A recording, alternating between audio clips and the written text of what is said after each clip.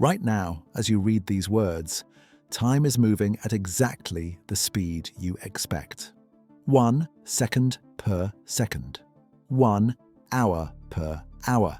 But if you could board a spacecraft and accelerate to the speed of light, heading toward the Andromeda Galaxy 2.5 million light-years away, something impossible would happen. Your journey would feel instantaneous. You would experience no passage of time at all. 0 seconds would tick by on your watch. But when you arrived and looked back at Earth, 2.5 million years would have passed. Mountains would have eroded to dust. Species would have risen and vanished. The entire span of human civilization, from the first stone tools to whatever comes after, would be a brief flicker in Earth's past. This is not science fiction. This is physics. The paradox is real, measured and confirmed by every experiment we have ever conducted on the nature of time. Albert Einstein published his theory of special relativity in 1905, and buried within those equations was a prediction so counterintuitive that even Einstein himself struggled to accept all its implications. Time is not absolute. Time is not a cosmic metronome ticking uniformly throughout the universe. Time is relative. It bends, it stretches, it slows down depending on how fast you are moving through space. The faster you travel, the slower time passes for you compared to someone standing still. At everyday speeds, this effect is negligibly small. Drive across your country at highway speeds and you will age perhaps a few billionths of a second less than someone who stayed home. But as you approach the speed of light, the effect becomes dramatic. Then it becomes extreme. Then it becomes total.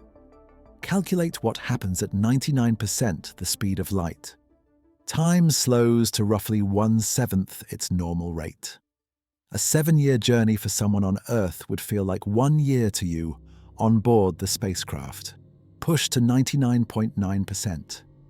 Now time slows to 1/22.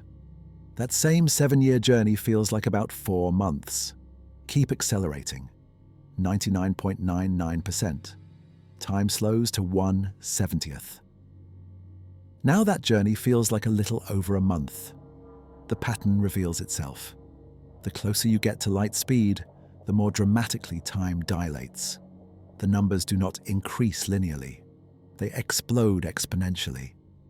At 99.9999% the speed of light, you could cross the entire Milky Way galaxy in what feels like a handful of years, while 100,000 years pass on Earth. And if you could somehow reach exactly the speed of light itself, time would stop completely from your perspective. This is where Andromeda enters the story. The Andromeda Galaxy, also known as Messier 31, sits 2.5 million light-years from Earth. Light itself takes 2.5 million years to make that journey. A light-year is the distance light travels in 1 year, moving at its universal speed limit of 299,702,458 meters per second. Multiply that by the number of seconds in a year, and you get roughly 9.46 trillion kilometers. Now multiply that by 2.5 million. The distance to Andromeda is approximately 23 quintillion kilometers. 23 followed by 18 zeros. The human mind cannot truly grasp such distances, but we can measure them, map them, and calculate what happens when something travels across them at relativistic speeds. Astronomers have been observing Andromeda for centuries. The Persian astronomer Abd al-Rahman al-Sufi described it in 964 CE as a small cloud.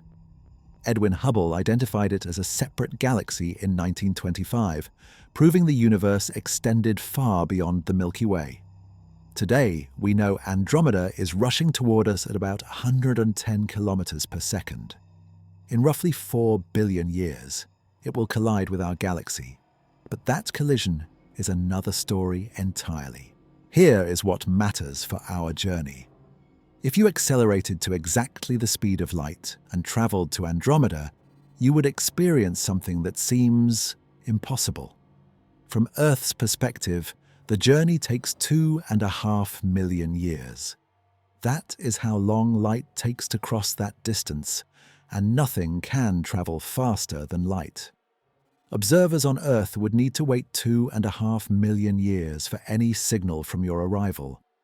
They would need to build civilizations, watch them rise and fall, evolve as a species possibly beyond recognition, all while waiting for news that you had reached your destination. But from your perspective aboard the spacecraft, traveling at light speed, the journey would take 0 time. Not a short time, not a few seconds, literally 0. You would board the ship, accelerate to light speed, and instantly find yourself at Andromeda, with no subjective experience of time passing whatsoever. This sounds like a violation of logic. How can the same journey take both 2.5 million years and 0 seconds? The answer lies in what Einstein called time dilation, and the mathematical factor that describes it carries the Greek letter gamma. The gamma factor appears in the Lorentz transformation equations that relate measurements of time and space between different reference frames moving at different speeds. For an object at rest, gamma equals 1. Time flows normally. As velocity increases, gamma increases. At 90% light speed, gamma equals about 2.3. At 99%, gamma jumps to about 7.1. At 99.9%, gamma reaches approximately 22.4. The formula is precise. Gamma equals 1 divided by the square root of 1 minus velocity squared divided by the speed of light squared. As velocity approaches the speed of light, the denominator approaches 0. When you divide by something approaching 0, the result approaches infinity. At exactly light speed, gamma becomes infinite. Time dilation becomes total. The clock stops. But there is a problem. Nothing with mass can actually reach the speed of light. This is also part of Einstein's theory. As an object accelerates, it gains energy. That energy manifests as increased mass. The closer you get to light speed, the more massive you become, and the more energy is required to accelerate further. To reach exactly light speed would require infinite energy. The universe does not contain infinite energy. Only massless particles like photons can travel at light speed, and they do so because they have no mass to begin with. For photons, time literally does not exist. A photon emitted from a distant star the moment of the Big Bang and traveling through space for 13.8 billion years experiences 0 passage of time from its own reference frame. It exists in a single frozen instant that spans the entire history of the universe. This is what light speed means. This is the boundary of causality itself. So our thought experiment requires a modification. You cannot reach exactly light speed, but you can get arbitrarily close. Imagine a spacecraft capable of accelerating to 99.9999999% the speed of light. That is 13 nines after the decimal point. At this speed, gamma equals approximately 223,607. Time aboard your spacecraft runs more than 200,000 times slower than time on Earth. The 2.5 million year journey to Andromeda, as measured from Earth, would feel like about 11 years to you. Still a significant journey, but one a human could survive. Push closer. Add more nines. 99.99999999999% light speed. 20 nines. Now gamma is enormous, and your subjective journey time drops to mere months. Keep pushing. The mathematical limit is clear. The closer you approach light speed, the shorter your journey feels, with no lower limit except 0 itself at exactly light speed. This creates an eerie asymmetry. You board your spacecraft on Earth. Your family, your friends, your entire civilization watches you depart. From their perspective, you accelerate away, quickly becoming a point of light, then vanishing into the cosmic distance. They know you are heading to Andromeda. They know you will not return in their lifetimes. They know their children's children, thousands of generations removed, might receive your first message. That message, traveling at light speed back to Earth, would take another 2.5 million years to arrive. Round-trip communication time, 5 million years. But from your perspective, something stranger happens. As your spacecraft accelerates, the universe outside appears to change. Distances contract in your direction of motion. The 2.5 million light-years to Andromeda shrinks. Not metaphorically, actually shrinks. This is called length contraction, another consequence of special relativity. At extreme speeds, the distance you need to cross becomes shorter and shorter from your reference frame. Combined with time dilation, the journey that takes millennia for Earth becomes brief for you. Think about that for a moment. The universe literally changes shape depending on how fast you are moving through it. Space and time are not separate, fixed stages on which events occur. They are unified into space-time, a flexible four-dimensional fabric that warps and bends based on velocity and gravity.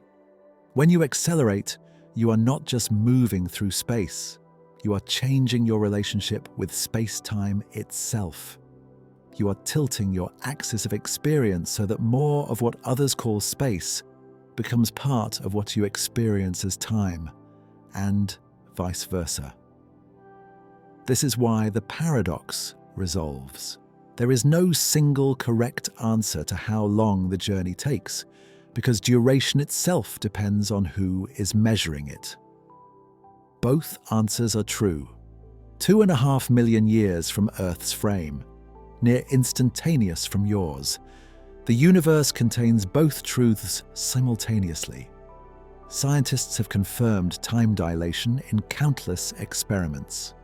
In 1971, Joseph Haffel and Richard Keating flew atomic clocks around the world on commercial airliners. The clocks that flew eastward, moving in the direction of Earth's rotation and thus achieving higher speeds relative to Earth's center, showed less elapsed time than identical clocks that remained on the ground. The difference was tiny, measured in nanoseconds, but it matched Einstein's predictions exactly. Particles called muons, created when cosmic rays strike the upper atmosphere, should decay within microseconds. At their creation altitude and velocity, they should disintegrate long before reaching Earth's surface. Yet we detect them at sea level regularly. Why? Because from the muon's reference frame, time is dilated. The muon experiences less time than Earth-based observers measure, allowing it to survive long enough to reach the ground. Every particle accelerator, every GPS satellite, every precise measurement of high-speed particles confirms the same thing. Time dilation is real. The global positioning system depends on relativistic corrections. GPS satellites orbit Earth at about 20,200 kilometers altitude, traveling at roughly 14,000 kilometers per hour. At that speed and gravitational potential, time runs slightly faster for the satellites than for receivers on the ground. The difference is about 38 microseconds per day. That sounds insignificant, but GPS works by measuring the time it takes for signals traveling at light speed to reach your receiver. Light travels about 30 centimeters per nanosecond. If we did not correct for relativistic time dilation, GPS coordinates would drift by about 11 kilometers per day. The system would become useless within hours. Engineers must program Einstein's equations directly into the satellites to make navigation work. Relativity is not abstract theory. It is working technology. Now scale that up. Instead of GPS satellites moving at 14,000 kilometers per hour, imagine a spacecraft moving at 99.99999% of light speed. That is roughly 1.08 billion kilometers per hour. The time dilation factor becomes enormous, and the destination is not a few hundred kilometers away. It is Andromeda, a target so distant that its light reaching us tonight began its journey during the early Pleistocene epoch, when our ancestors were still learning to control fire. Before you drift off, leave a comment. What time is it, where you are right now, and where in the world are you watching from? The question of time is more complex than any clock on your wall can measure. Traveling to Andromeda at near light speed creates a one-way journey not just through space, but through time. You would become a time traveler moving into Earth's deep future. You could never return to the era you left. Even if you turned around immediately upon arrival and came straight back at the same speed, another 2.5 million years would pass on Earth during your return journey. 5 million years total would elapse. The Earth you left would be gone, replaced by a planet transformed beyond recognition by the relentless grinding of geological and evolutionary time. Every person you knew would be dead. Every city would be dust. Every language would be extinct. The very shape of the continents would have changed. This is the price of approaching light speed. You gain the universe. You lose your moment in time. But something else happens during this journey, something even stranger that we are only beginning to understand. As your spacecraft approaches light speed, you would not just experience time differently. You would experience reality differently. The universe ahead of you would appear to shift in color. Light from stars in front of you would be blue shifted, compressed to higher frequencies. The visible stars would seem to crowd together into a bright ring directly ahead.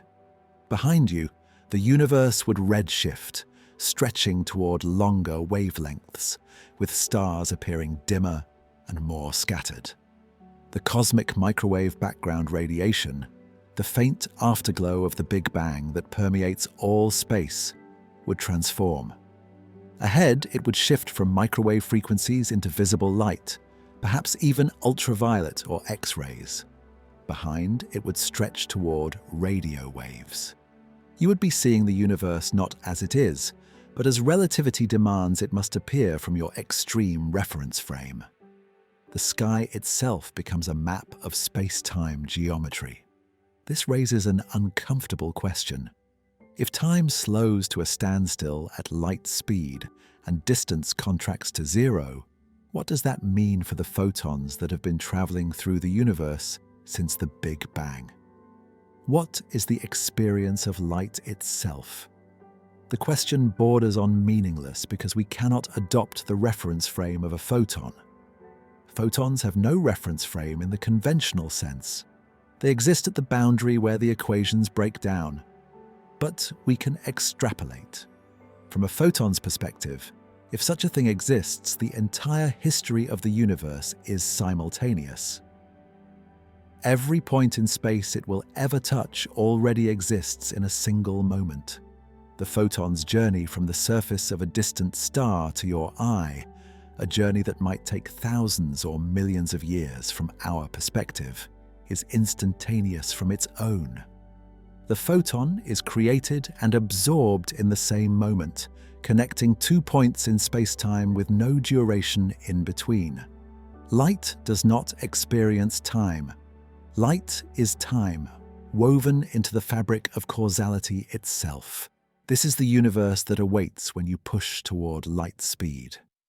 Not just Andromeda waiting at the end of the journey, but the dissolution of time itself, the transformation of reality into something humans were never meant to experience directly. The mechanism behind this temporal distortion, lies in the structure of space-time itself. Einstein's breakthrough in 1905 was recognizing that space and time are not independent entities, but components of a single, unified continuum. Every object, every particle, every point of matter and energy moves through this four-dimensional space-time at exactly the same total speed. always, without exception. That speed is the speed of light. You are moving through space-time at light speed right now, sitting still, reading these words. The difference is how that motion is distributed between the spatial dimensions and the temporal dimension. When you sit motionless in space, all your motion through space-time is directed along the time axis. You are moving through time at maximum rate, experiencing 1 second per second. But when you start moving through space, some of your motion through space-time gets redirected from the time dimension into the spatial dimensions. You are still moving through space-time at light speed total, but now that motion is split between space and time. The faster you move through space, the more of your space-time motion is redirected away from time, which means the slower you move through time itself. This is not a mechanical effect. This is geometry, four-dimensional geometry that our three-dimensional intuitions struggle to grasp. Picture it this way. Imagine space-time as a sheet, but not a flat sheet. A sheet with texture, with angles, with a structure that determines how motion can flow through it. When you accelerate, you are not adding motion to yourself. You are rotating your existing motion, tilting your trajectory through the four dimensions, pointing more toward space and less toward time. At rest, your motion vector points straight up through time. Start moving and that vector tilts. The spatial component grows. The temporal component shrinks. At light speed for a massless particle, the vector points entirely through space with no temporal component at all. The photon moves through space at light speed and through time at zero speed. It traverses all of space in no time. This is why light speed is invariant, the same for all observers regardless of their motion. It is not a speed limit imposed arbitrarily on the universe. It is the conversion factor between space and time, the exchange rate built into space-time's geometry. The mathematics describes this through what physicists call the space-time interval. In ordinary space, distance between 2 points is calculated using the Pythagorean theorem. Square the differences in x, y, and z coordinates, add them up, take the square root. In space-time, the interval between two events uses a similar formula, but with a crucial difference. You square the spatial distances and add them, but then you subtract the square of the time separation multiplied by the speed of light squared. That minus sign changes everything. Space and time do not add together like perpendicular directions in ordinary geometry. They trade off against each other. When your motion through space increases, your motion through time must decrease to keep the space-time interval invariant. This is the engine of time dilation, expressed in pure geometry. But here's where it gets uncomfortable.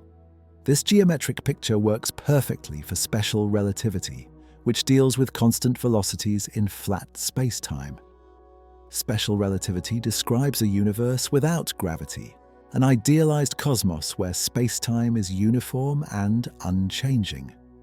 Our actual universe is not like that. Gravity exists. Mass and energy curve space-time, and that curvature introduces complications that Einstein spent another 10 years solving. The result was general relativity, published in 1915, which extends the principles of special relativity into curved space-time. In general relativity, massive objects like stars and planets create depressions in the space-time fabric. Other objects moving through that curved space-time follow the straightest possible paths, but those paths bend around the depressions. We perceive that bending as gravitational attraction. Gravity is not a force pulling objects together.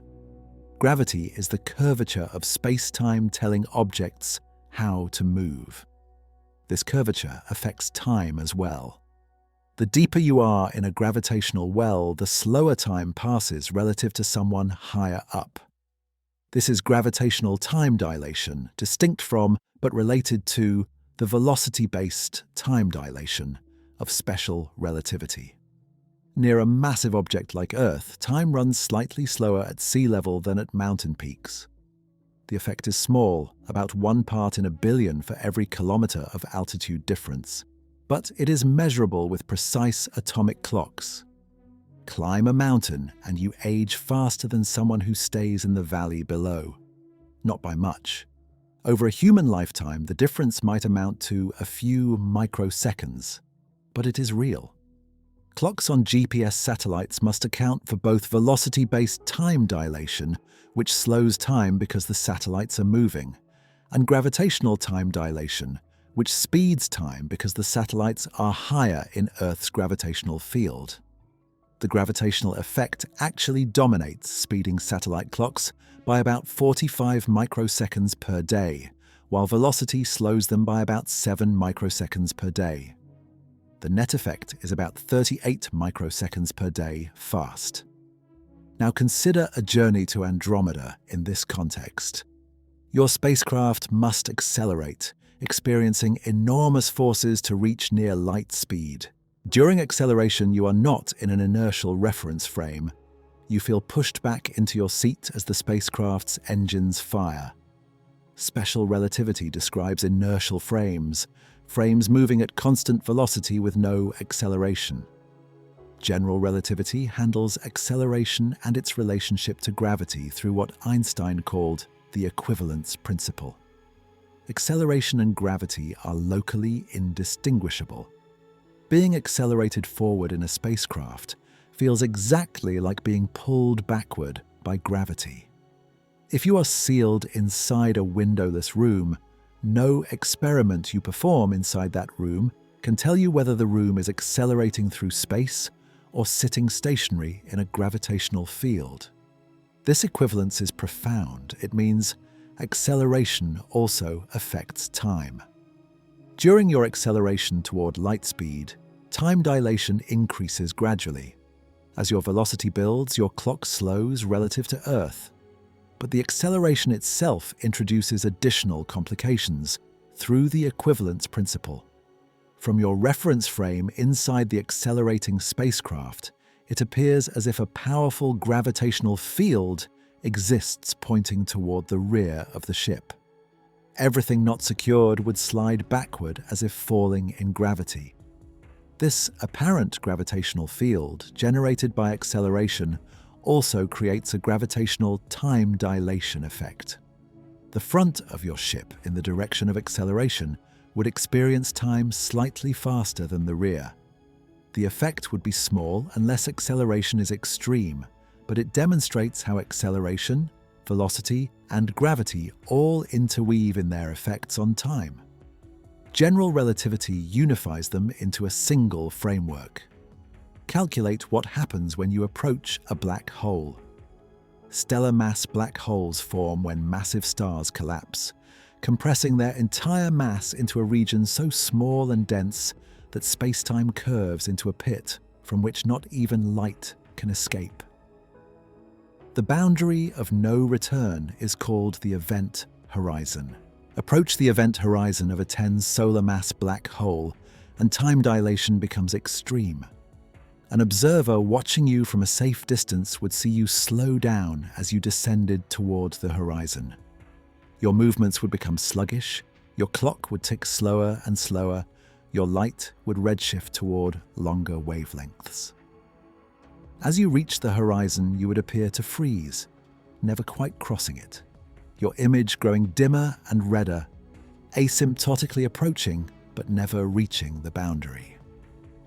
Infinite time would seem to pass for you, but from your perspective, falling freely toward the black hole, something different happens.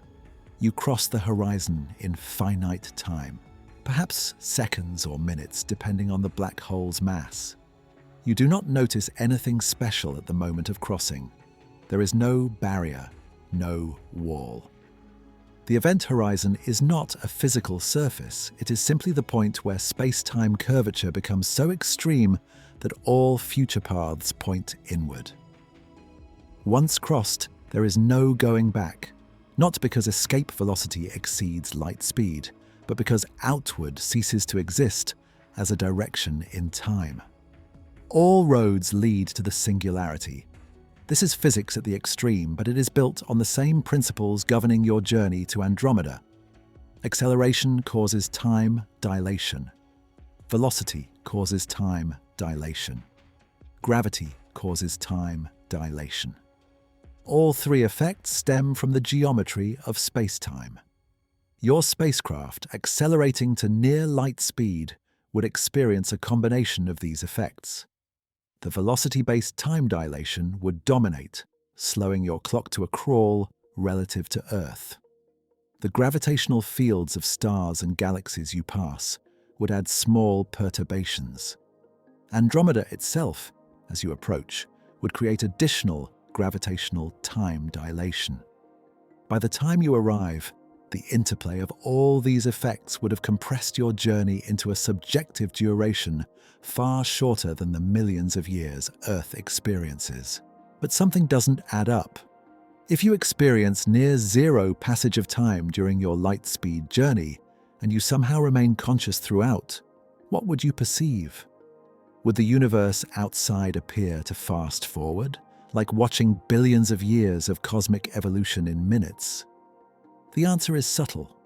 You would not see Earth or the Milky Way aging rapidly behind you. Light from Earth would take 2.5 million years to catch up with you, traveling at light speed just as you are. By the time light from Earth's future reaches your position, you would already be at Andromeda. You would not see Earth's future during your journey. You would see Earth as it was when you left, frozen in your rearview mirror, receding into the distance.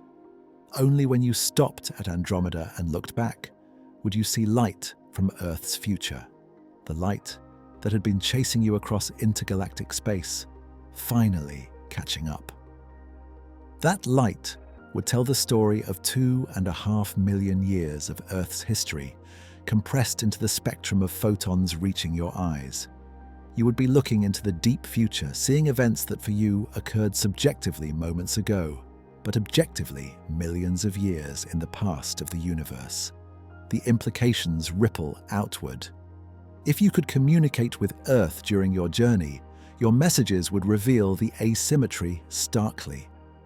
Suppose you send a radio signal back toward Earth every day according to your onboard clock. Those signals travel at light speed, taking 2.5 million years to reach Earth. But you are also traveling at nearly light speed, so each subsequent signal you send is only slightly farther behind you than the previous one. From Earth's perspective, your daily signals arrive stretched across millions of years. The first signal arrives 2.5 million years after you left.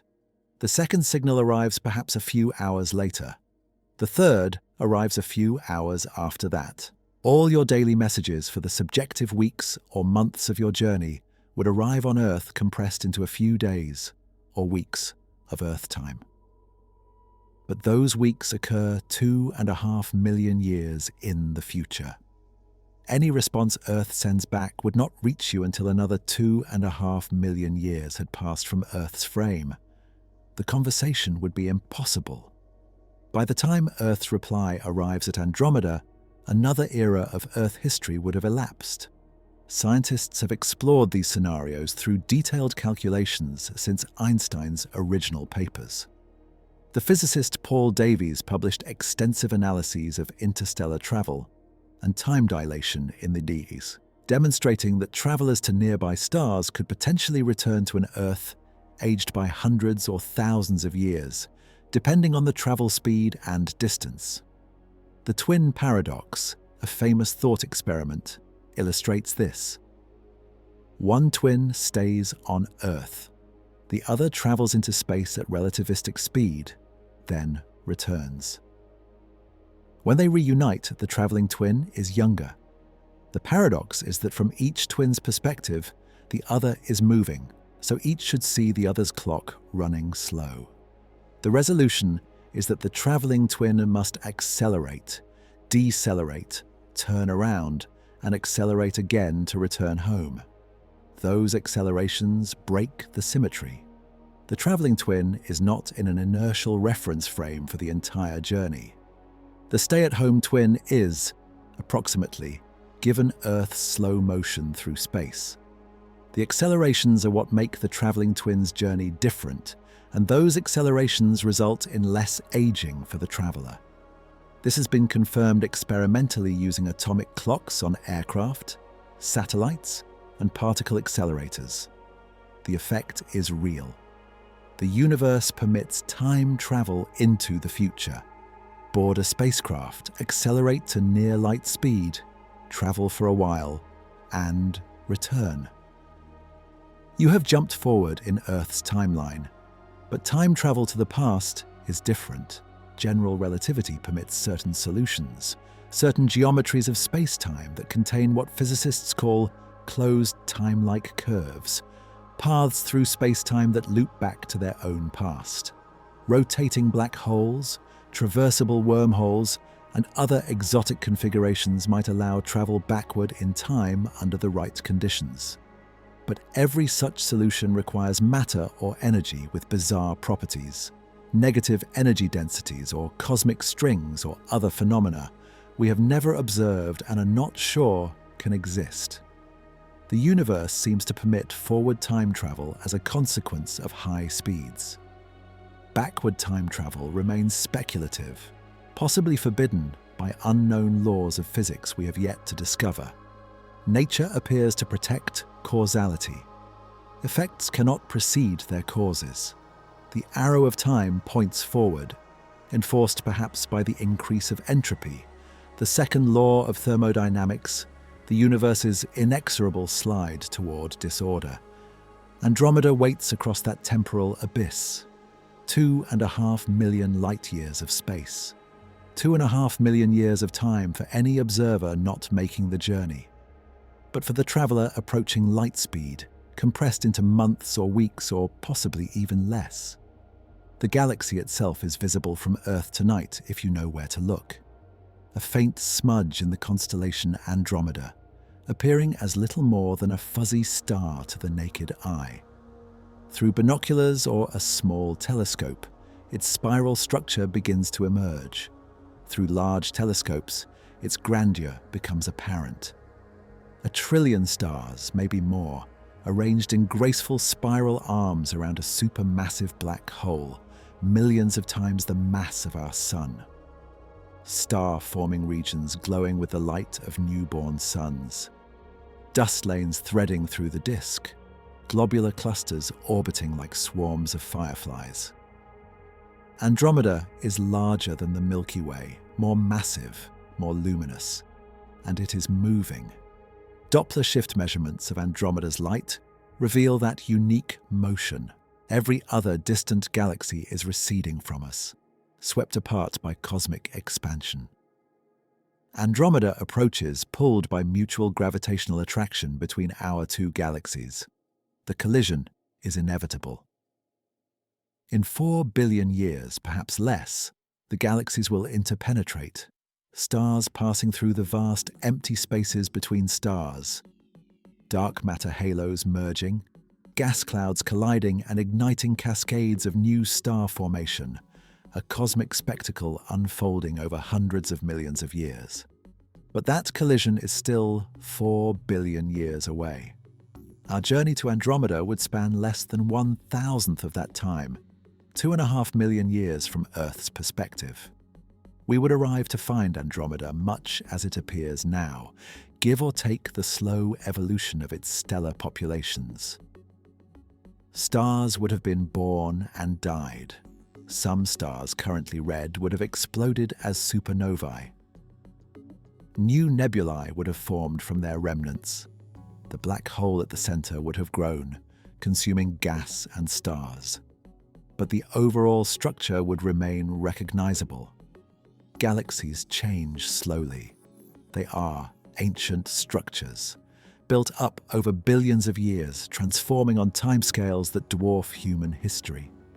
2.5 million years is a blink in galactic time.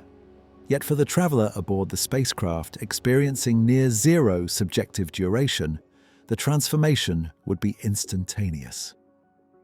Depart from one galaxy, arrive at another in what feels like a single moment, aware intellectually that eons have passed, but unable to feel that passage, unable to experience it directly. This is the strange gift and curse of approaching light speed. You gain the cosmos. You lose the time that connects moments into lived experience. The physics is unambiguous. The mathematics is precise. Every experiment confirms the theory's predictions. What remains is the enormous practical barrier between understanding time dilation and actually achieving the velocities necessary to experience it dramatically. That gap between theory and engineering will occupy the next stage of this journey through relativity's implications.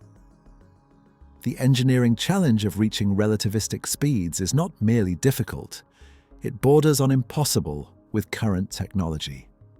The Voyager 1 spacecraft, launched in 1977, is the fastest human-made object to leave the solar system.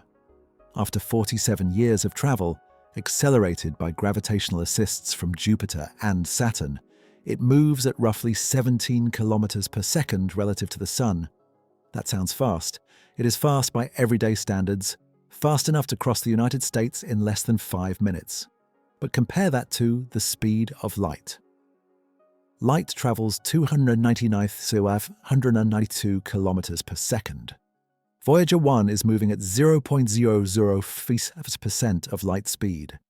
At that velocity, reaching Andromeda would take over 440 million years. Not 2.5 million, nearly 500 million. The spacecraft would need to travel more than 17,000 times faster to make the journey in the time it takes light. Nobody in 1905 imagined we would actually build machines approaching Lig-Hoaching light speed. Einstein's theory was pure thought, mathematical physics exploring the logical consequences of two simple postulates. First, the laws of physics are the same in all inertial reference frames. Second, the speed of light in vacuum is constant for all observers, regardless of their motion. From these principles, time dilation, length contraction, and mass-energy equivalence emerge inevitably.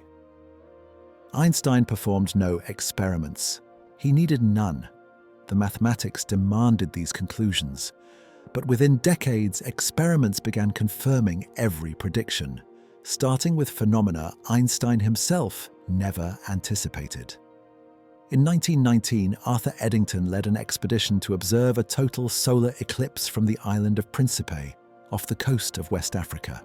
Einstein's general relativity predicted that the sun's mass would curve space-time around it, bending the path of starlight passing near the solar edge. During the eclipse, with the sun's glare blocked by the moon, Eddington photographed stars appearing close to the sun's position in the sky. He measured their positions and compared them to photographs of the same star field, taken months earlier when the sun was elsewhere. The stars appeared shifted, displaced by approximately 1.75 arcseconds, exactly as Einstein predicted. The announcement made Einstein an international celebrity overnight. Newspapers around the world proclaimed that Newton's gravity had been overthrown, that space itself was curved, that a new understanding of reality had emerged. The measurements were crude by modern standards, barely at the edge of the instrument's precision. Later expeditions with better equipment confirmed the effect beyond doubt. Today, we measure gravitational lensing around distant galaxies and use it as a tool to map dark matter distributions across the universe. But that was gravity. What about time dilation from velocity? The first experimental confirmation came from studying cosmic rays. High-energy particles from space constantly bombard Earth's atmosphere. When these particles, mostly protons, strike atmospheric molecules, they shatter them into cascades of secondary particles.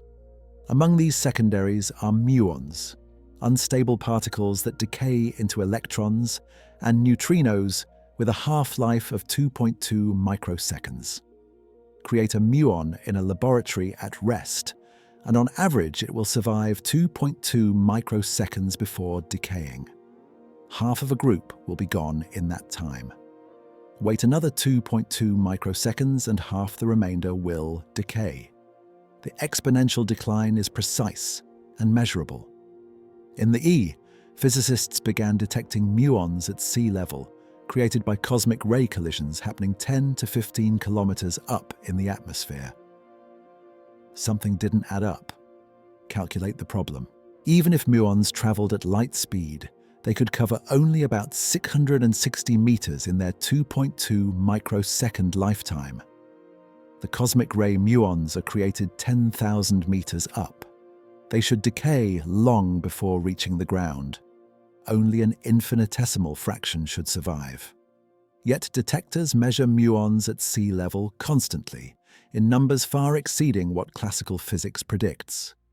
The answer is time dilation. Cosmic ray muons travel at velocities exceeding 98% of light speed. At these velocities, time dilation factors become significant. From the muon's reference frame, its lifetime is still 2.2 microseconds.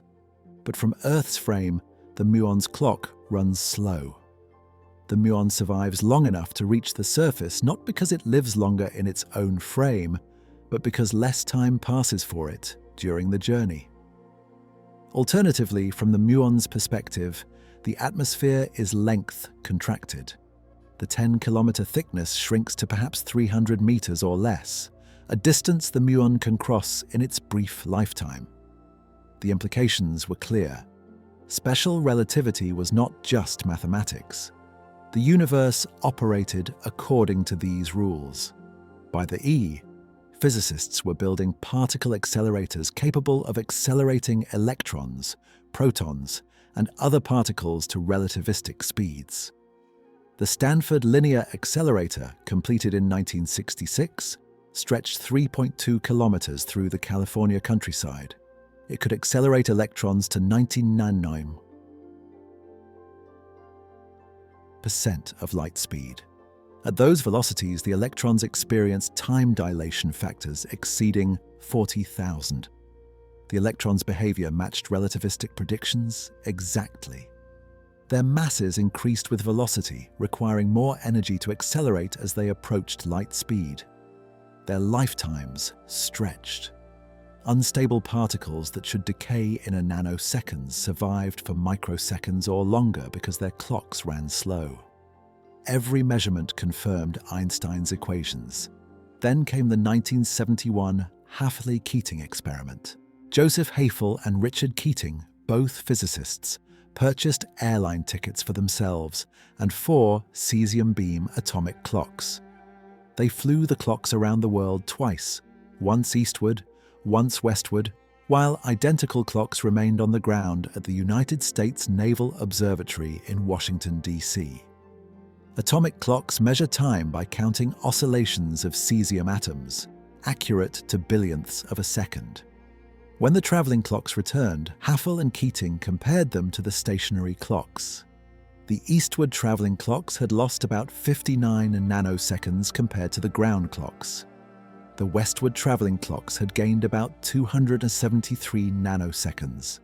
Both results matched relativistic predictions within experimental uncertainty. Flying eastward, in the direction of Earth's rotation, adds velocity. Greater velocity means more time dilation, so the clocks ran slower. Flying westward against Earth's rotation reduces net velocity relative to Earth's center. Less velocity, less time dilation, plus gravitational effects from altitude meant these clocks ran faster. The experiment was crude, performed on commercial flights with clocks bouncing around in passenger cabins, but it worked. Time dilation was directly measurable with equipment you could carry on an airplane. This is where it gets strange. The technology we use every day now depends on relativistic corrections. GPS satellites orbit at 20,200 kilometers altitude, completing 2 orbits per day. Each satellite carries multiple atomic clocks synchronized to nanosecond precision. Your GPS receiver calculates your position by measuring the time it takes for signals from at least 4 satellites to reach you. Light travels 1 foot in about 1 nanosecond. To determine your position within 10 feet, the timing must be accurate to 10 nanoseconds. Without relativistic corrections, GPS would fail within minutes. The orbital velocity of the satellites causes time dilation that slows their clocks by about 7 microseconds per day. The reduced gravity at their altitude causes gravitational time dilation that speeds their clocks by about 45 microseconds per day. Net effect: satellite clocks run 38 microseconds per day fast compared to ground clocks. Engineers program this correction directly into the satellites. Every GPS receiver in every phone, every car, every aircraft, every ship relies on Einstein's equations to function. Watch what happens when we try to build something faster. The Parker Solar Probe, launched in 2018, holds the record as the fastest spacecraft ever built. During its close approaches to the Sun, it reaches speeds exceeding 190 kilometers per second relative to the Sun. That is 0.064% of light speed, more than 10 times faster than Voyager. But it is still nowhere near relativistic speeds. To reach just 1% of light speed would require accelerating to 3,000 kilometers per second. The energy requirement scales with mass and velocity. The Parker Solar Probe has a mass of about 685 kilograms and required a massive Delta IV heavy rocket plus an upper stage to reach its record speed. Accelerating that same mass to 1% of light speed would require energy equivalent to detonating several hundred nuclear weapons. And that is just 1%.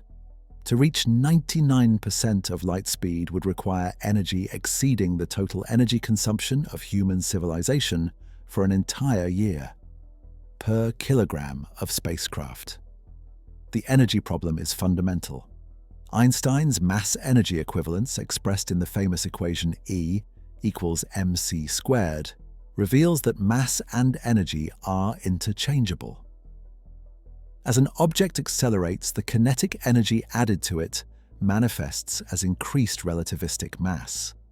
The faster it goes, the more massive it becomes, and the more energy is required for further acceleration. The gamma factor appears in the relativistic mass equation. An object moving at 99% of light speed has about 7 times its rest mass, at 99.9% about 22 times, at 99.99% about 71 times. The curve becomes vertical as you approach light speed. Infinite energy would be required to accelerate any massive object to exactly light speed. The universe enforces this limit absolutely. Massless particles travel at light speed. Everything with mass travels slower. There is no middle ground. Various propulsion concepts have been proposed to overcome these limitations. Nuclear pulse propulsion, conceived in the Under Project Orion, would detonate nuclear bombs behind a spacecraft, riding the shockwaves to high velocities. Calculations suggested reaching perhaps 3% of light speed might be achievable. The project was abandoned due to the Nuclear Test Ban Treaty and concerns about launching nuclear material into space. Antimatter propulsion offers better energy density. When matter and antimatter annihilate, they convert completely into energy following E equals mc squared with perfect efficiency. A kilogram of antimatter annihilating with a kilogram of matter releases energy equivalent to about 43 megatons of TNT, more than the largest hydrogen bombs ever tested. But humanity has produced only nanograms of antimatter in particle accelerators, at costs exceeding billions of dollars per gram.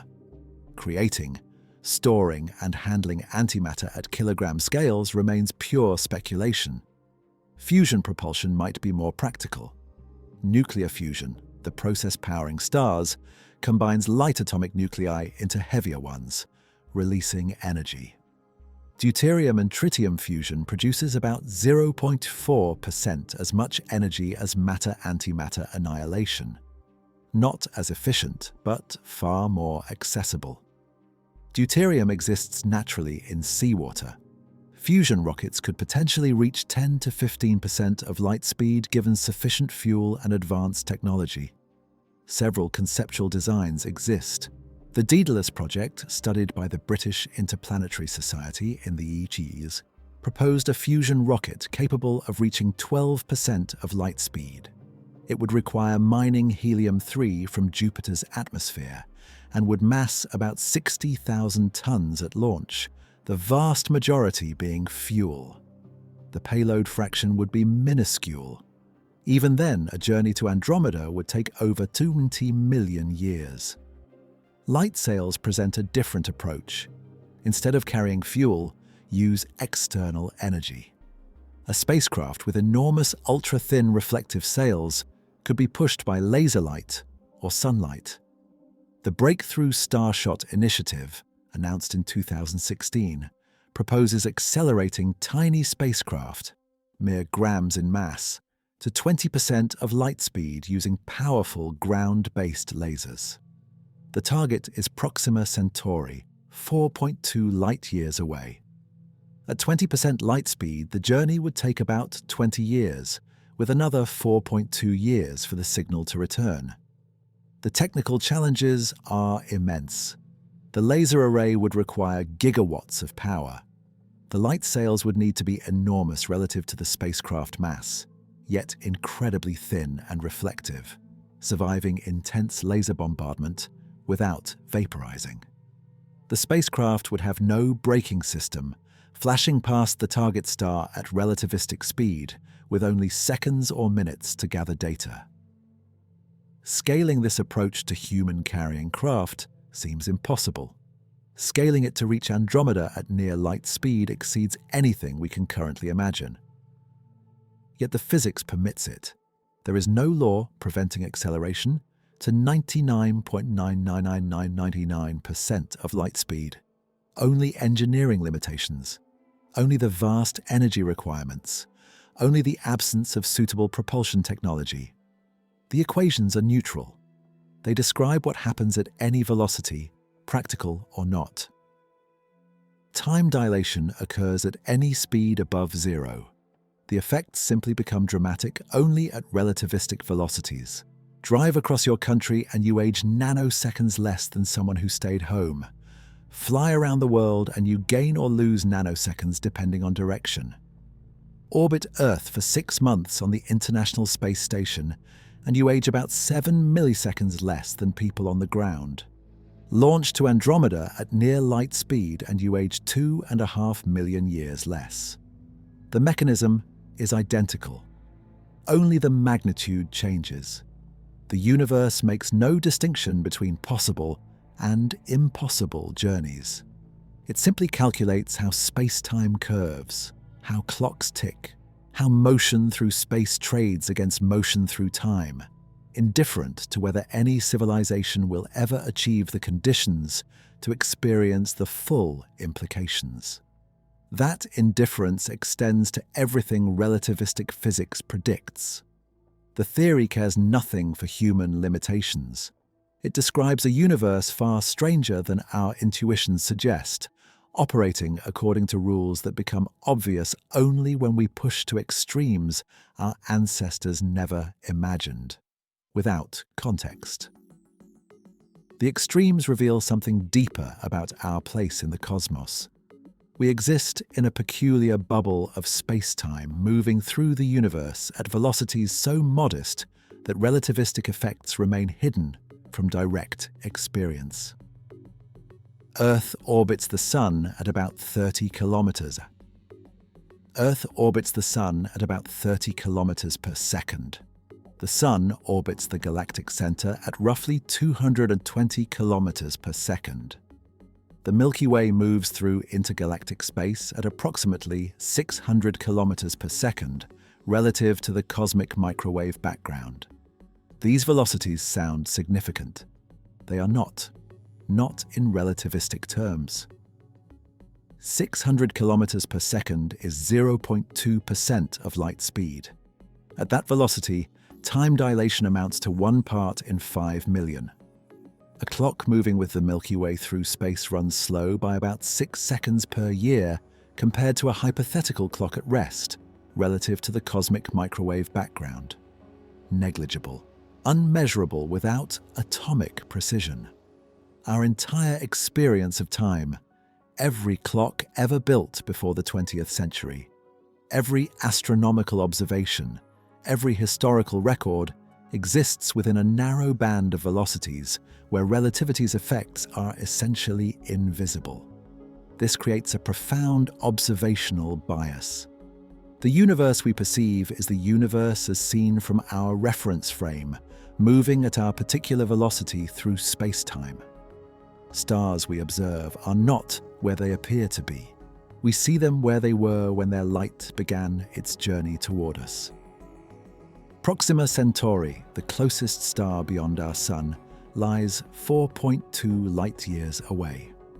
The light reaching our telescopes tonight left that star in late 2021. We see Proxima Centauri's past. Betelgeuse, the red supergiant in Orion, sits roughly 550 light-years distant.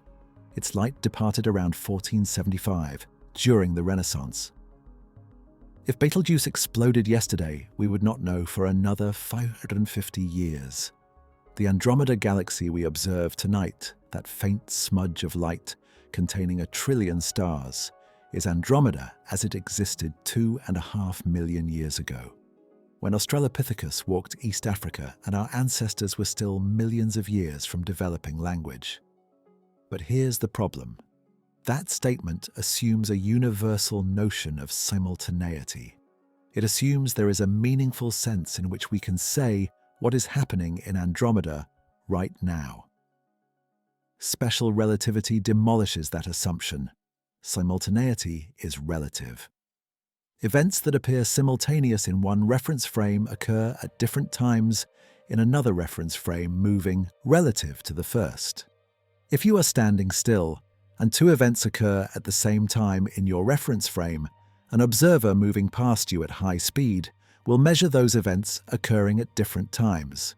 Which event happens first depends on the observer's velocity and direction. There is no universal now extending across space. The concept of right now in Andromeda is meaningless without specifying a reference frame. Think about that for a moment. Your present moment, this instant as you experience it, does not extend into space as a universal slice of time encompassing the entire universe. Your now is local. It exists here at your location in space-time. Elsewhere, the question of what is happening now has no single answer. An observer at rest relative to you would agree on simultaneity nearby. But across millions of light years, even tiny differences in reference frame produce enormous disagreements about which distant events are simultaneous. Someone walking past you at a few kilometers per hour, a normal walking speed, would disagree with you about which events in Andromeda are happening now by thousands of years. Walk toward Andromeda and Andromeda's present shifts into what you previously considered its future. Walk away, and Andromeda's present shifts into what you considered its past. The faster you move, the more dramatic the shift. At relativistic speeds, the disagreement spans millions of years. This is the relativity of simultaneity, and it follows inevitably from time dilation and length contraction. Imagine 2 events occurring at opposite ends of a moving train. In the train's reference frame, the events are simultaneous. Light from both events reaches an observer at the train's center at the same moment. But to an observer standing on the platform watching the train pass, the events are not simultaneous. The train is moving, so light from the front event must travel farther to reach the center observer than light from the rear event. The platform observer calculates that the rear event occurred first. Both observers are correct within their reference frames. Simultaneity is not absolute. It depends on motion. Scale this up to cosmic distances, and the implications become staggering. The universe has no universal present moment. Space-time is not neatly sliced into past, present, and future. Those concepts are local, observer-dependent, meaningful only within limited regions where light can establish causal connections. Causality survives because nothing travels faster than light. If events could affect each other instantaneously across distance, simultaneity's relativity would create paradoxes. An effect could precede its cause in some reference frames. But light speed is finite and invariant. Cause and effect are separated by time-like intervals in space-time. Intervals where the temporal separation exceeds the spatial separation divided by light speed. These intervals are causal. The past light cone of any event contains all events that could have causally influenced it. The future light cone contains all events it could causally influence. Outside the light cones lies the elsewhere, events that are space-like separated, events that cannot interact causally, events for which the notion of before or after is observer-dependent. Here's where it gets uncomfortable. This structure of space-time is static in the mathematical sense. Relativity describes a four-dimensional block universe where all events, past, present, and future, exist as fixed points in space-time. Time is a dimension much like the spatial dimensions.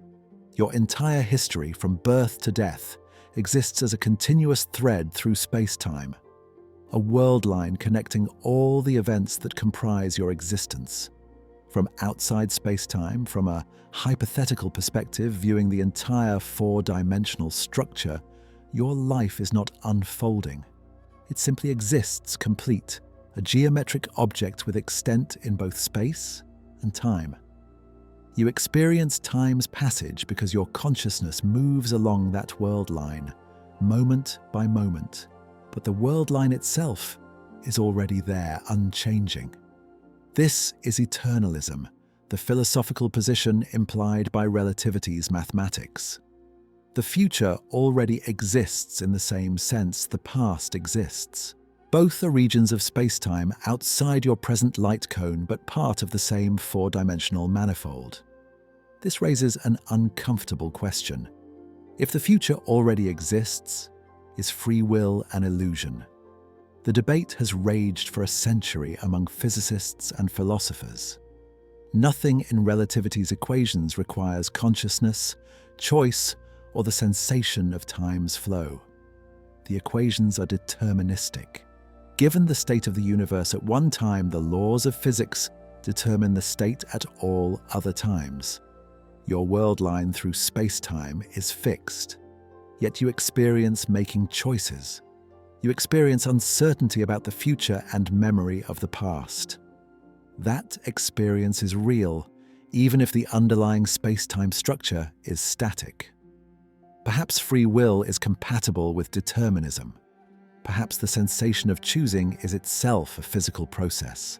Consciousness experiencing the unfolding of its own world line from within, unable to see ahead, but navigating according to the physics of neurons and brains.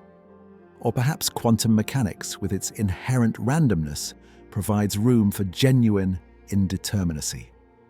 The debate remains unresolved. What is clear is that our intuitions about time are wrong. We evolved on a planet moving at non-relativistic speeds through relatively flat space-time. Natural selection optimized our brains to navigate this local environment, not to intuit the structure of space-time at extreme velocities or in strong gravitational fields. We perceive time as absolute, universal, flowing uniformly from past to future. None of those perceptions match reality. Time is relative, observer-dependent, and possibly static.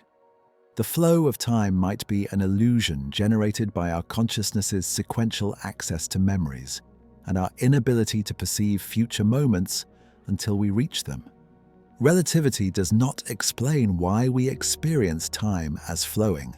It simply describes how time behaves, how clocks measure it, how it relates to space. The broader cosmological context deepens these mysteries. The universe is expanding. Space itself stretches, carrying galaxies apart.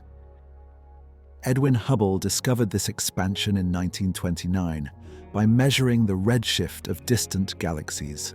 Light from receding galaxies shifts toward longer, redder wavelengths. The farther away a galaxy, the faster it recedes, the greater its redshift. This relationship, Hubble's law, implies the universe was once compressed into a much smaller, denser state. Extrapolate backward and all the matter and energy in the observable universe converges to a singularity, an infinitely dense point that existed 13.8 billion years ago, the Big Bang. Not an explosion in space, but an explosion of space itself, an expansion from a hot, dense initial state that continues today. The cosmic microwave background, discovered accidentally by Arno Penzias and Robert Wilson in 1964, is the cooled remnant of radiation from when the universe was only 380,000 years old. Young enough that no stars had yet formed, but old enough that electrons and protons had combined into neutral atoms, allowing light to travel freely for the first time. This expansion affects distance and time measurements across cosmic scales. When we say Andromeda is 2.5 million light-years away, we mean a photon emitted from Andromeda now would take 2.5 million years to reach us, traveling through expanding space. But space was expanding while the light we see from Andromeda was traveling toward us. The galaxy was closer when that light was emitted. The distance light traveled is less than 2.5 million light-years. The current distance to Andromeda, accounting for expansion during the light travel time, is slightly greater. For nearby galaxies like Andromeda, the difference is small. For distant galaxies billions of light-years away, the difference becomes enormous. A galaxy whose light has been traveling for 10 billion years might now be 30 billion light-years distant due to expansion during the light travel time. Cosmologists distinguish between light travel distance, co-moving distance, and proper distance. Each measures something different. Each is correct for different purposes. The expansion also affects time. In principle, observers at different positions in the expanding universe experience time differently. The universe is not perfectly uniform. Density varies. Structure exists. Galaxy clusters, superclusters, voids. The cosmic web. These structures create gravitational fields that curve space-time, introducing gravitational time dilation. An observer deep in a galaxy cluster experiences slightly less time than an observer in a void. Over cosmic timescales, the differences accumulate. But the effect is small. The universe is remarkably homogeneous on large scales. The cosmic microwave background shows temperature variations of only about 1 part in 100,000 across the sky. This uniformity suggests the universe shares an approximate notion of cosmic time, time measured by observers at rest, relative to the cosmic microwave background. These observers, distributed throughout the universe, would agree on the age of the universe, the time since the Big Bang. We are approximately such observers. The Milky Way moves at 600 kilometers per second relative to the CMB, fast by human standards, but negligible cosmologically. Our measurement of cosmic time differs from the true cosmic time by less than 1 part in a million. But something doesn't add up. The universe's expansion is accelerating. Distant supernovae, measured precisely in the late by 2 independent teams, appeared dimmer than expected based on their redshifts.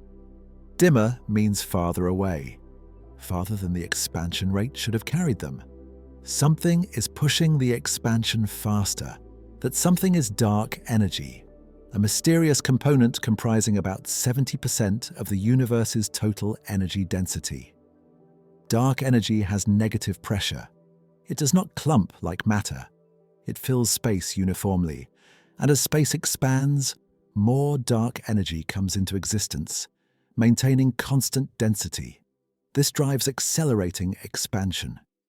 The discovery earned the 2011 Nobel Prize in Physics. Saul Perlmutter, Brian Schmidt, and Adam Rees shared the award.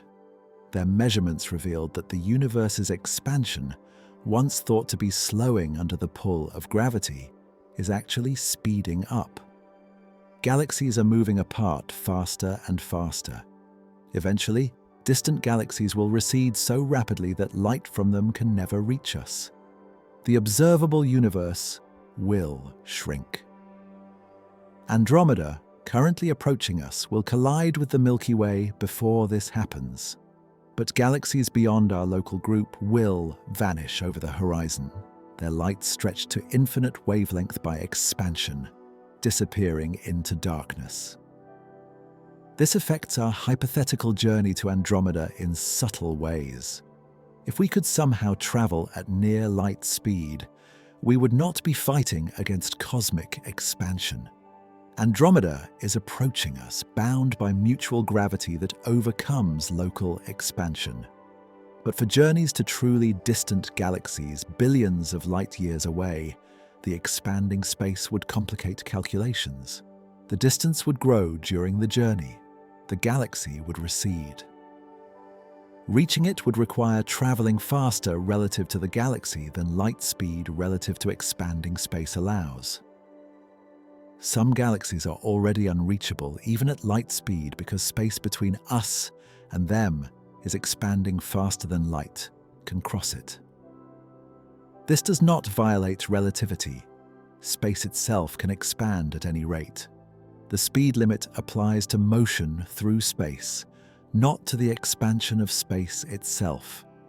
The universe's expansion is not objects moving through space. It is space generating more space between objects.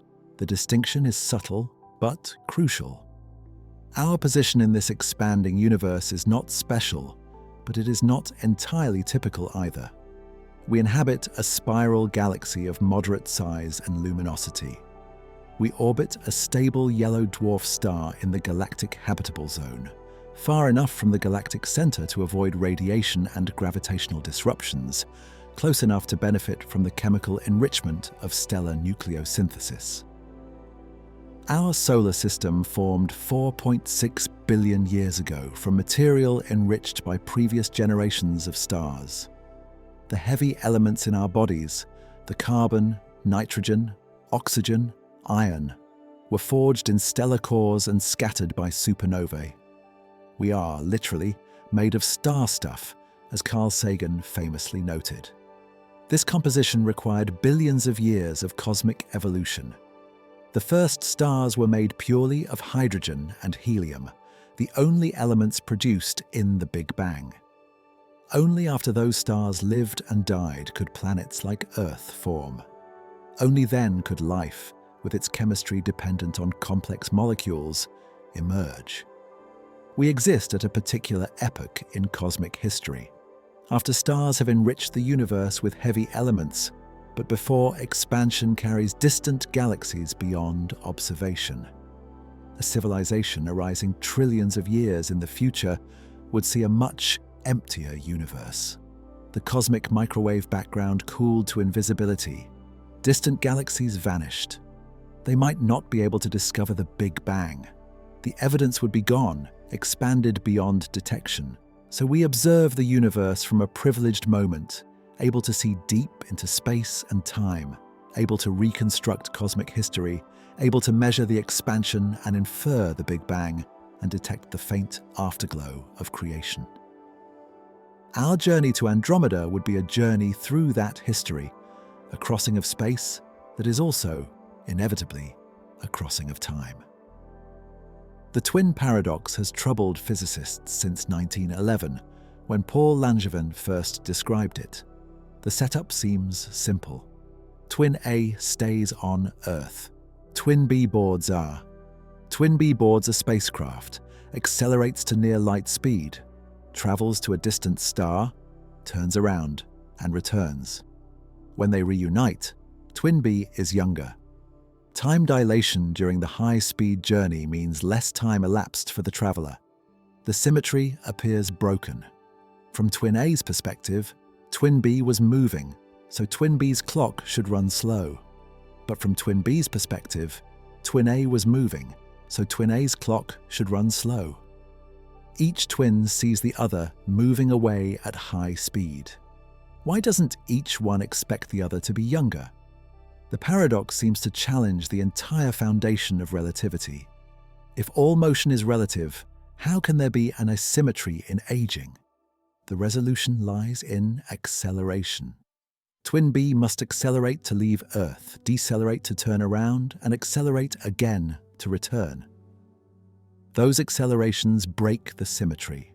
Twin A remains approximately in an inertial reference frame, at rest relative to the distant stars and the cosmic microwave background. Twin B does not. The traveling twin experiences forces during acceleration. Those forces are real, measurable, undeniable. Accelerometers on the spacecraft would register the changes in velocity. There is no ambiguity about which twin accelerated. The situation is not symmetric. Special relativity applies to inertial frames moving at constant velocity. General relativity handles acceleration, treating it as equivalent to gravity. During acceleration, Twin B's reference frame is non-inertial. The equations become more complex. Time dilation accumulates differently during the accelerated phases of the journey compared to the coasting phase. When all phases are calculated properly using general relativity, the result is unambiguous. Twin B ages less. The universe knows who accelerated. But here's where it gets strange. During the turnaround, something dramatic happens from Twin B's perspective. While coasting toward the distant star at constant velocity, Twin B can legitimately claim to be at rest, while Earth rushes away at near light speed. From this perspective, time on Earth appears to run slow. Clocks on Earth tick at a fraction of the spacecraft's clock rate. This continues throughout the outbound journey. Then comes the turnaround. The spacecraft fires its engines, decelerating relative to the star, then accelerating back toward Earth. During this acceleration, Twin B's notion of simultaneity shifts dramatically. Events on Earth that were in the distant future suddenly become part of the present. Earth's clock appears to jump forward by years or decades or centuries, depending on the journey's length and speed. This jump more than compensates for the slow running of Earth's clock during the coasting phases. When Twin B arrives back at Earth, the total time elapsed on Earth exceeds the time elapsed on the spacecraft. The asymmetry is real. Calculate the numbers for a journey to Proxima Centauri. The star lies 4.2 light-years from Earth. Twin B accelerates at 1 Earth gravity, reaching 95% of light speed, then coasts. Near Proxima Centauri, the spacecraft decelerates, turns around, and returns. From Earth's perspective, the round trip takes roughly 10 years, accounting for acceleration and deceleration phases. From Twin B's perspective, the journey feels significantly shorter, perhaps 6 or 7 years due to time dilation. Twin A ages 10 years. Twin B ages 6 or 7. The difference is measurable, undeniable. Now scale this to Andromeda. A round trip at near light speed would span 5 million years on Earth.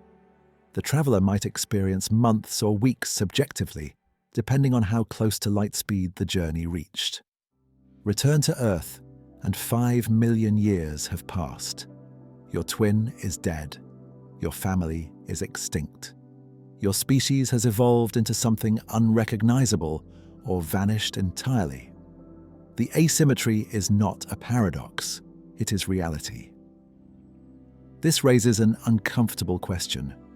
Is time travel to the past possible? The answer is nuanced. General relativity permits solutions containing closed time-like curves, paths through space-time that loop back to their own past. A rotating black hole described by the Kerr metric discovered by Roy Kerr in 1963 contains a region where closed time-like curves exist.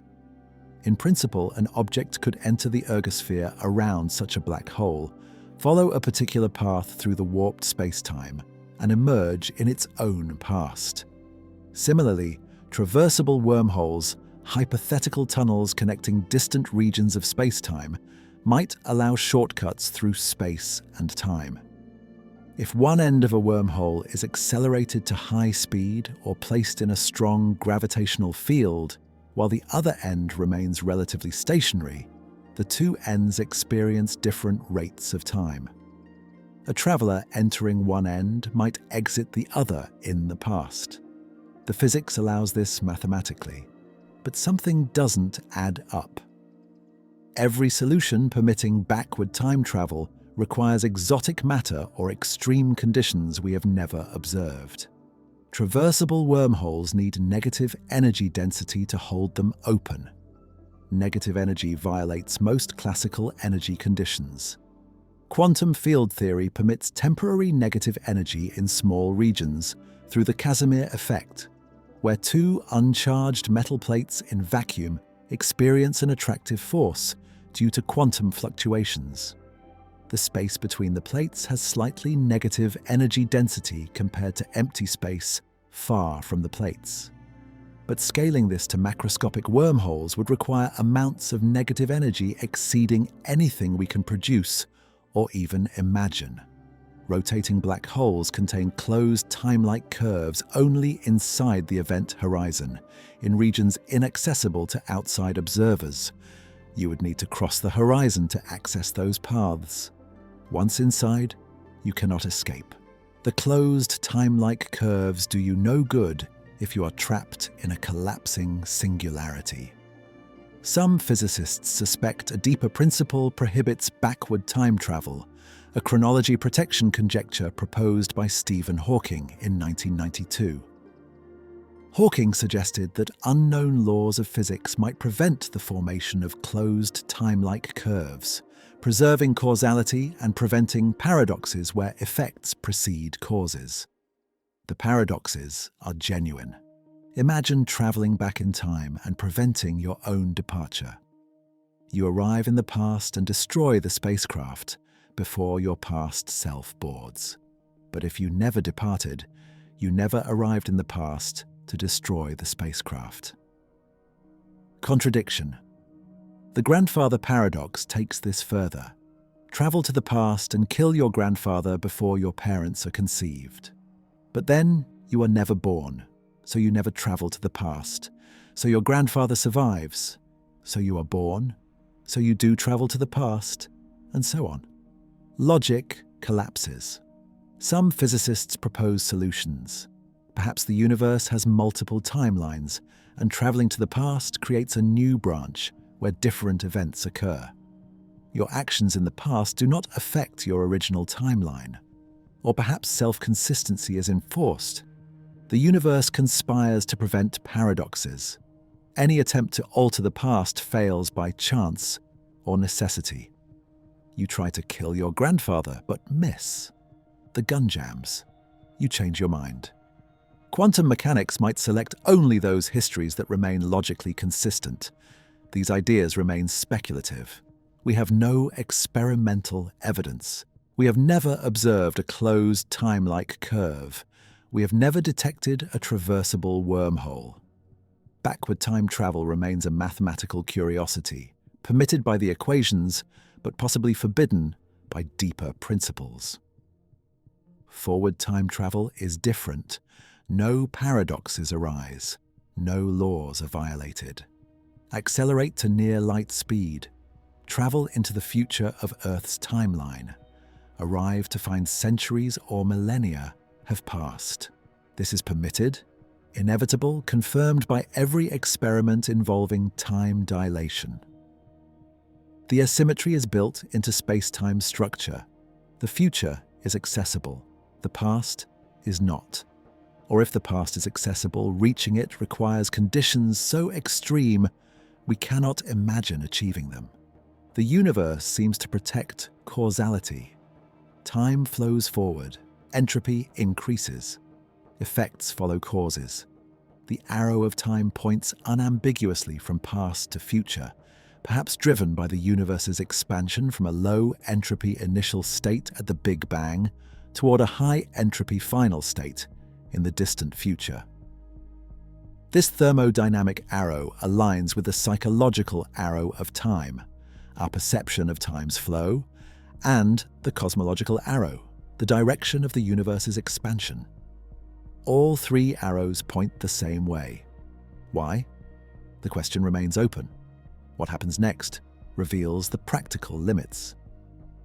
Even if we could build a spacecraft reaching 99.99999% of light speed, the journey to Andromeda would encounter obstacles beyond engineering. Interstellar space is not empty. It contains gas, primarily hydrogen, at densities of roughly 1 atom per cubic centimeter in most regions, higher in molecular clouds, lower in voids. At low speeds, this gas is negligible. At relativistic speeds, it becomes lethal. A hydrogen atom struck by a spacecraft moving at 99.99999% of light speed carries kinetic energy equivalent to a high-energy cosmic ray. The atom's proton transforms into a particle beam, penetrating the spacecraft, damaging electronics, killing crew. Millions or billions of such impacts per second would occur. The front of the spacecraft would be bombarded constantly by what amounts to intense radiation. Shielding is possible in principle. A thick layer of material could absorb the impacts, converting kinetic energy to heat. But the shielding must be massive, adding to the spacecraft's total mass, requiring more energy for acceleration. The engineering becomes prohibitive. Dust grains are worse. A dust grain massing 1 microgram, struck at 99.99999% of light speed, carries kinetic energy equivalent to several kilograms of TNT. A single grain could destroy the spacecraft. Interstellar space contains roughly 1 dust grain per cubic kilometer. A journey to Andromeda crosses 2.5 million light-years. That is roughly 2.4 times 10 to the 19th cubic kilometers. Even if dust density is uniform, which it is not, the spacecraft would encounter billions or trillions of dust grains. Hitting even one at relativistic speed would be catastrophic. The spacecraft needs shielding capable of vaporizing or deflecting dust grains without catastrophic damage. Magnetic fields might deflect charged particles. Lasers could vaporize grains ahead of the spacecraft. Both systems add complexity, mass, and energy requirements. Nobody has solved this problem. It might be unsolvable at extreme relativistic speeds. Then comes the energy problem. Accelerating 1 kilogram to 99.99999% of light speed requires energy on the order of 10 to the 17th joules. That is roughly the energy consumption of the entire United States for 1 day, per kilogram. A spacecraft massing even a single ton would require energy exceeding humanity's annual consumption. Where does this energy come from? Chemical rockets are useless. Nuclear fission is inadequate. Nuclear fusion might work for lower relativistic speeds, perhaps 10 to 20% of light speed. For higher speeds, only antimatter or something more exotic could provide sufficient energy density. But producing antimatter requires particle accelerators that consume more energy, creating the antimatter than the antimatter releases when annihilated. The universe offers no free lunch. Every propulsion method faces fundamental limits imposed by thermodynamics and relativity. The speed of light is not just fast. It is unreachably fast for any macroscopic object. The gulf between our current capabilities and what is required for near light-speed travel spans many orders of magnitude. We are not close. We may never be close. Yet the physics permits it. Relativity does not forbid relativistic travel. It simply describes what happens. Time dilates. Length contracts. Mass increases. Energy requirements grow without bound, but the equations remain valid. A spacecraft at 99.9999% of light speed would experience exactly the time dilation the Lorentz transformations predict. The traveler would age slowly compared to Earth. The journey to Andromeda would feel brief. These are not speculation. These are consequences of space-time's geometry, confirmed by every measurement we have made. The gap between theory and practice does not make the theory wrong. It makes the practice impossible with our technology, perhaps forever. Or perhaps future civilizations will find methods we cannot imagine manipulating space-time in ways we do not yet understand. Warp drives, wormholes. Technology is indistinguishable from magic to our current perspective. Relativity does not forbid all exotic possibilities. It constrains them. It demands they obey certain rules. Causality must be preserved. Energy conditions must be satisfied or violated only in controlled ways. The speed limit must be respected. Within those constraints, much remains possible in principle. The stakes extend beyond travel. Understanding time dilation helps us understand the universe's structure, the relationship between space and time, the nature of reality itself. Every GPS satellite, every particle accelerator, every precision measurement confirms relativity. The theory works.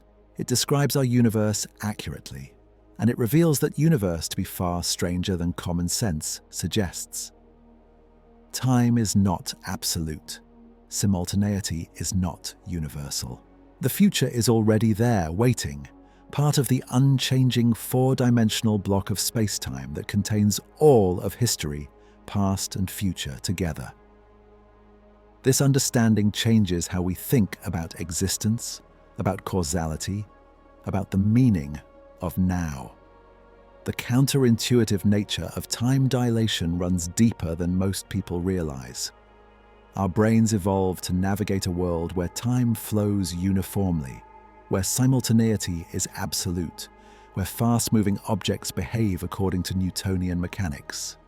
Nothing in our ancestral environment prepared us for a universe where time itself is flexible. When you throw off is flexible. When you throw a ball, its trajectory follows a parabola determined by gravity and initial velocity. When you drive a car, your speed relative to the road seems obvious and measurable. These experiences are not wrong. They are incomplete. They describe a limited regime where velocities are tiny compared to light speed and gravitational fields are weak. Within that regime, Newtonian physics works perfectly. Outside that regime, reality becomes strange. Consider what seems most backwards. The faster you move, the slower you age. This violates every intuition we have about effort and consequence. Running burns more calories than walking. Working harder produces more fatigue. Activity consumes energy and resources. But in relativity, moving at high speed through space does not make you age faster. It makes you age slower. The traveler to Andromeda, racing across millions of light years at near light speed, ages less than someone sitting motionless on Earth. The active journey produces less aging than passive waiting. This seems impossible, yet it follows necessarily from the constancy of light speed. If light speed is the same for all observers, and you are moving at near light speed, then the universe must contract in your direction of motion, and time must slow down to keep light speed constant in your frame. There is no alternative. The math demands it. Here's an analogy that captures the essential strangeness. Imagine space-time not as empty stage, but as a vast ocean with currents. Every object in the universe is a boat sailing through this ocean at exactly the same total speed. Always. This speed is the speed of light. Your boat moves through the ocean at light speed whether you steer it or not. The question is, how you distribute that motion. You can sail entirely north, moving purely through time, experiencing 1 second per second. Or you can angle your boat eastward, devoting some of your total speed to motion through space. The more you steer east, the less northward progress you make. Move entirely east at full light speed, and you stop making northward progress altogether. Time stops. This is not a perfect analogy. Space-time is not an ocean, but it captures the essential trade-off. Motion through space and motion through time trade off against each other, summing to a constant total. Accelerate through space and you must decelerate through time. The observational evidence supporting this comes from sources so diverse that doubting it requires rejecting essentially all of modern physics. Start with muons again. These particles rain down from cosmic ray collisions in the upper atmosphere. Muons decay with a precise half-life of 2.2 microseconds measured in the laboratory. At rest, a muon survives on average just over 2 microseconds, but cosmic ray muons travel at 99.8% of light speed or faster. At that velocity, gamma equals approximately 16. Time dilates by a factor of 16. From the muon's reference frame, it still lives 2.2 microseconds. But from Earth's frame, the muon survives 16 times longer, about 35 microseconds. In those 35 microseconds, even at light speed, a muon travels only about 10 kilometers. The atmosphere extends higher than that, but most muons are created around 10 to 15 kilometers up. Classical physics predicts almost no muons should reach sea level. Relativistic physics predicts many should. Detectors confirm the relativistic prediction. Muons reach the surface constantly. The numbers match the predicted decay rates and time dilation factors within experimental precision. Physicists have measured this effect directly by creating muons in accelerators, accelerating them to known velocities, and measuring their lifetimes. Experiments at CERN, Fermilab, and other facilities have confirmed time dilation to extraordinary precision. Muons moving at 99.94% of light speed survive about 29 times longer than muons at rest. Gamma at that velocity equals approximately 29. The agreement is exact. Every unstable particle ever measured shows the same pattern.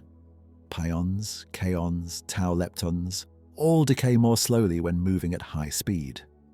The effect scales precisely with velocity according to the Lorentz gamma factor.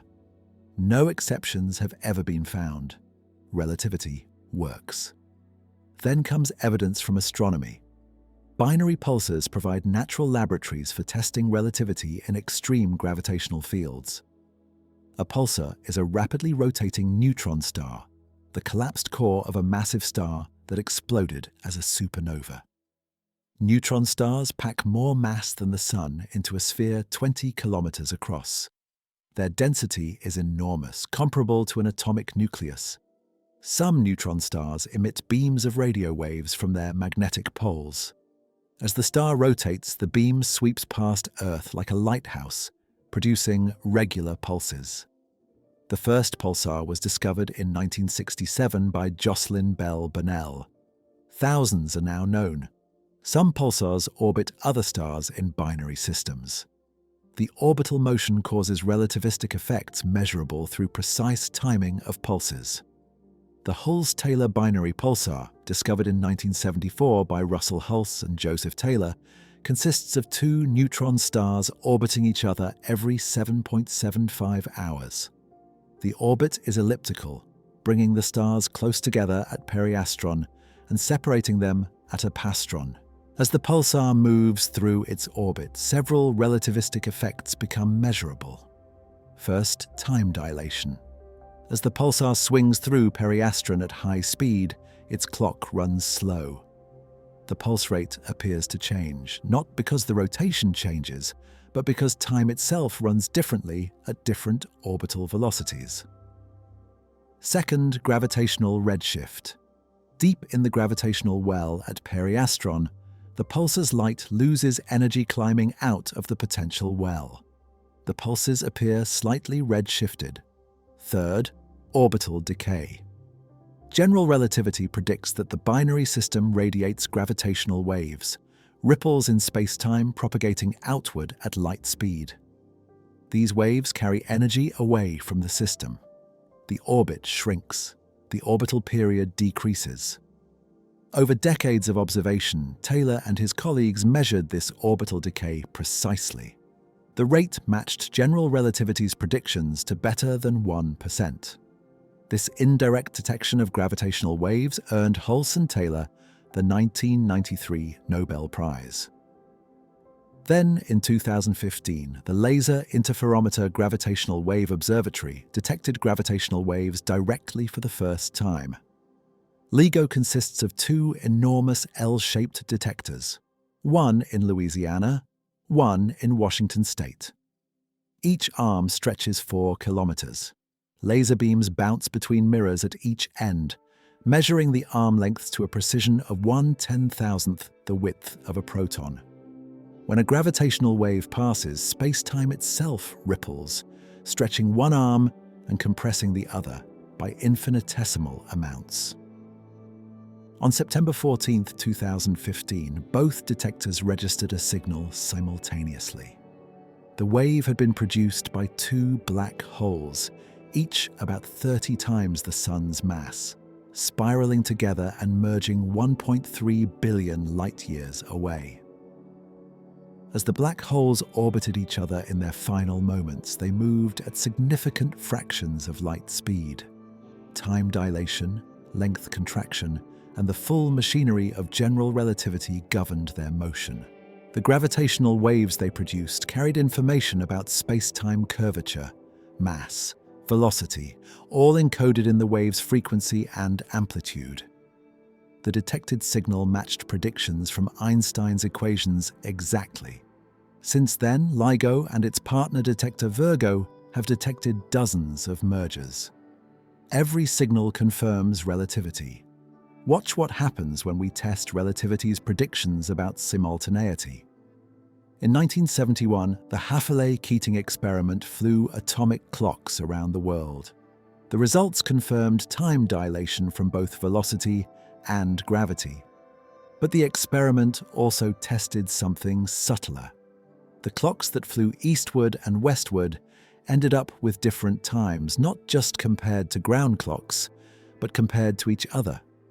Two clocks that started synchronized flew in opposite directions around the planet, and reunited were no longer synchronized.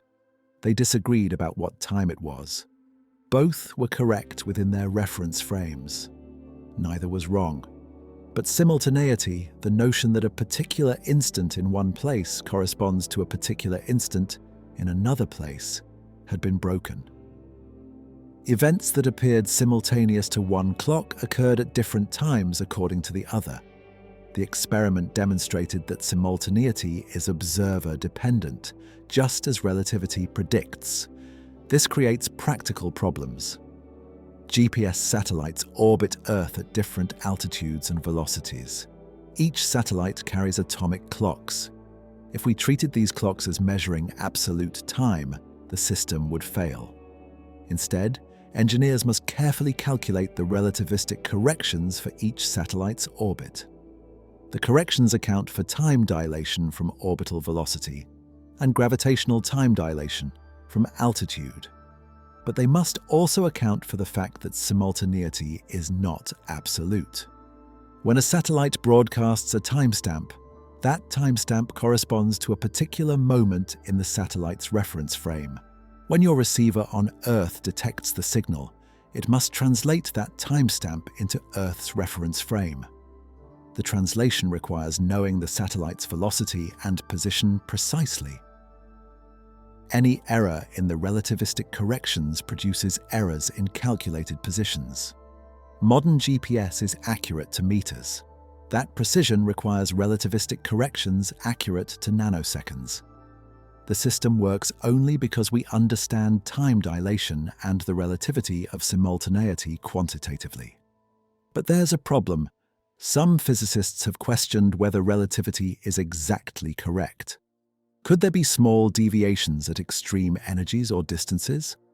Could quantum gravity, the still undiscovered theory unifying quantum mechanics and general relativity, modify relativity's predictions? Proposals exist. Loop quantum gravity suggests spacetime might be discrete at the Planck scale, roughly 10 to the minus 35 meters, far smaller than any distance we can probe experimentally. If space is quantized, made of discrete chunks like atoms are made of discrete particles, then perhaps light speed is not exactly constant. Perhaps it varies slightly depending on the photon's energy. High-energy gamma rays from distant astronomical sources could travel at slightly different speeds than low-energy radio waves, arriving at Earth at different times after traveling billions of light-years. This has been tested. Gamma-ray bursts among the universe's most luminous events emit photons across a wide range of energies. Some bursts occur billions of light-years away. If high-energy photons travel at even slightly different speeds than low-energy photons, the gamma rays arriving at Earth should be spread out in time, with high-energy photons leading or lagging, depending on which travels faster. Observations show no such spreading. Photons of all energies arrive simultaneously within measurement precision. The constraints on any light speed variation are extraordinarily tight, ruling out most quantum gravity models that predict such effects. Relativity survives every test. If modifications exist, they must be incredibly small, smaller than current technology can detect. String theory offers another possible framework. In string theory, the fundamental constituents of reality are not point particles, but tiny vibrating strings. Different vibration modes correspond to different particles. Strings exist in 10 or 11 spacetime dimensions, with the extra dimensions beyond our familiar 4 curled up at scales too small to observe.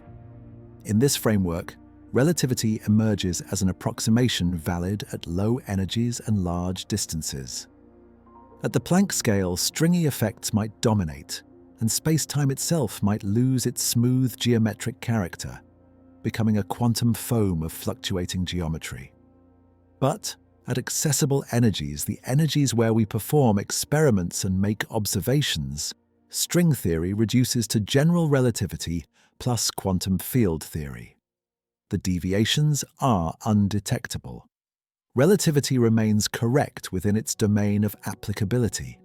Other physicists have explored theories where the speed of light varied in the early universe. Varying speed of light cosmologies propose that light traveled much faster in the universe's first moments, solving certain problems with the Big Bang model. If light speed was higher in the past, distant regions of the universe that now appear causally disconnected could have communicated, explaining why the cosmic microwave background has uniform temperature across the entire sky. These theories remain speculative. They require modifying fundamental constants and introducing new physics without clear motivation from observations. Most cosmologists prefer inflation, a period of exponential expansion in the universe's first fraction of a second, which solves the same problems without changing the speed of light. The statistical improbability of an alternative being correct is overwhelming. Relativity has passed every experimental test over more than a century. From the bending of starlight during eclipses to the precession of Mercury's orbit, from the decay of unstable particles to the operation of GPS satellites, from gravitational waves to time dilation measured in atomic clocks, every observation confirms Einstein's predictions. The theory is not just approximately correct. It is correct to extraordinary precision. Deviations, if they exist, must be tiny, smaller than the best experiments can detect. The probability that relativity is fundamentally wrong, that some other theory better describes space-time at velocities and gravitational fields we can access, is vanishingly small. You would need to explain why the wrong theory works so well, why its predictions match reality so precisely across such diverse phenomena. No alternative framework achieves this. Relativity stands alone as the correct description of space, time, and gravity. This creates a troubling realization. If relativity is correct, and all evidence suggests it is, then time dilation is real. A journey to Andromeda at near light speed would truly result in vast ages passing on Earth, while little time passes for the traveler. This is not illusion. This is not measurement artifact. This is the actual structure of space-time, indifferent to our preferences or intuitions. Measuring time dilation requires clocks precise enough to detect differences of nanoseconds or less. For most of human history, such precision was impossible.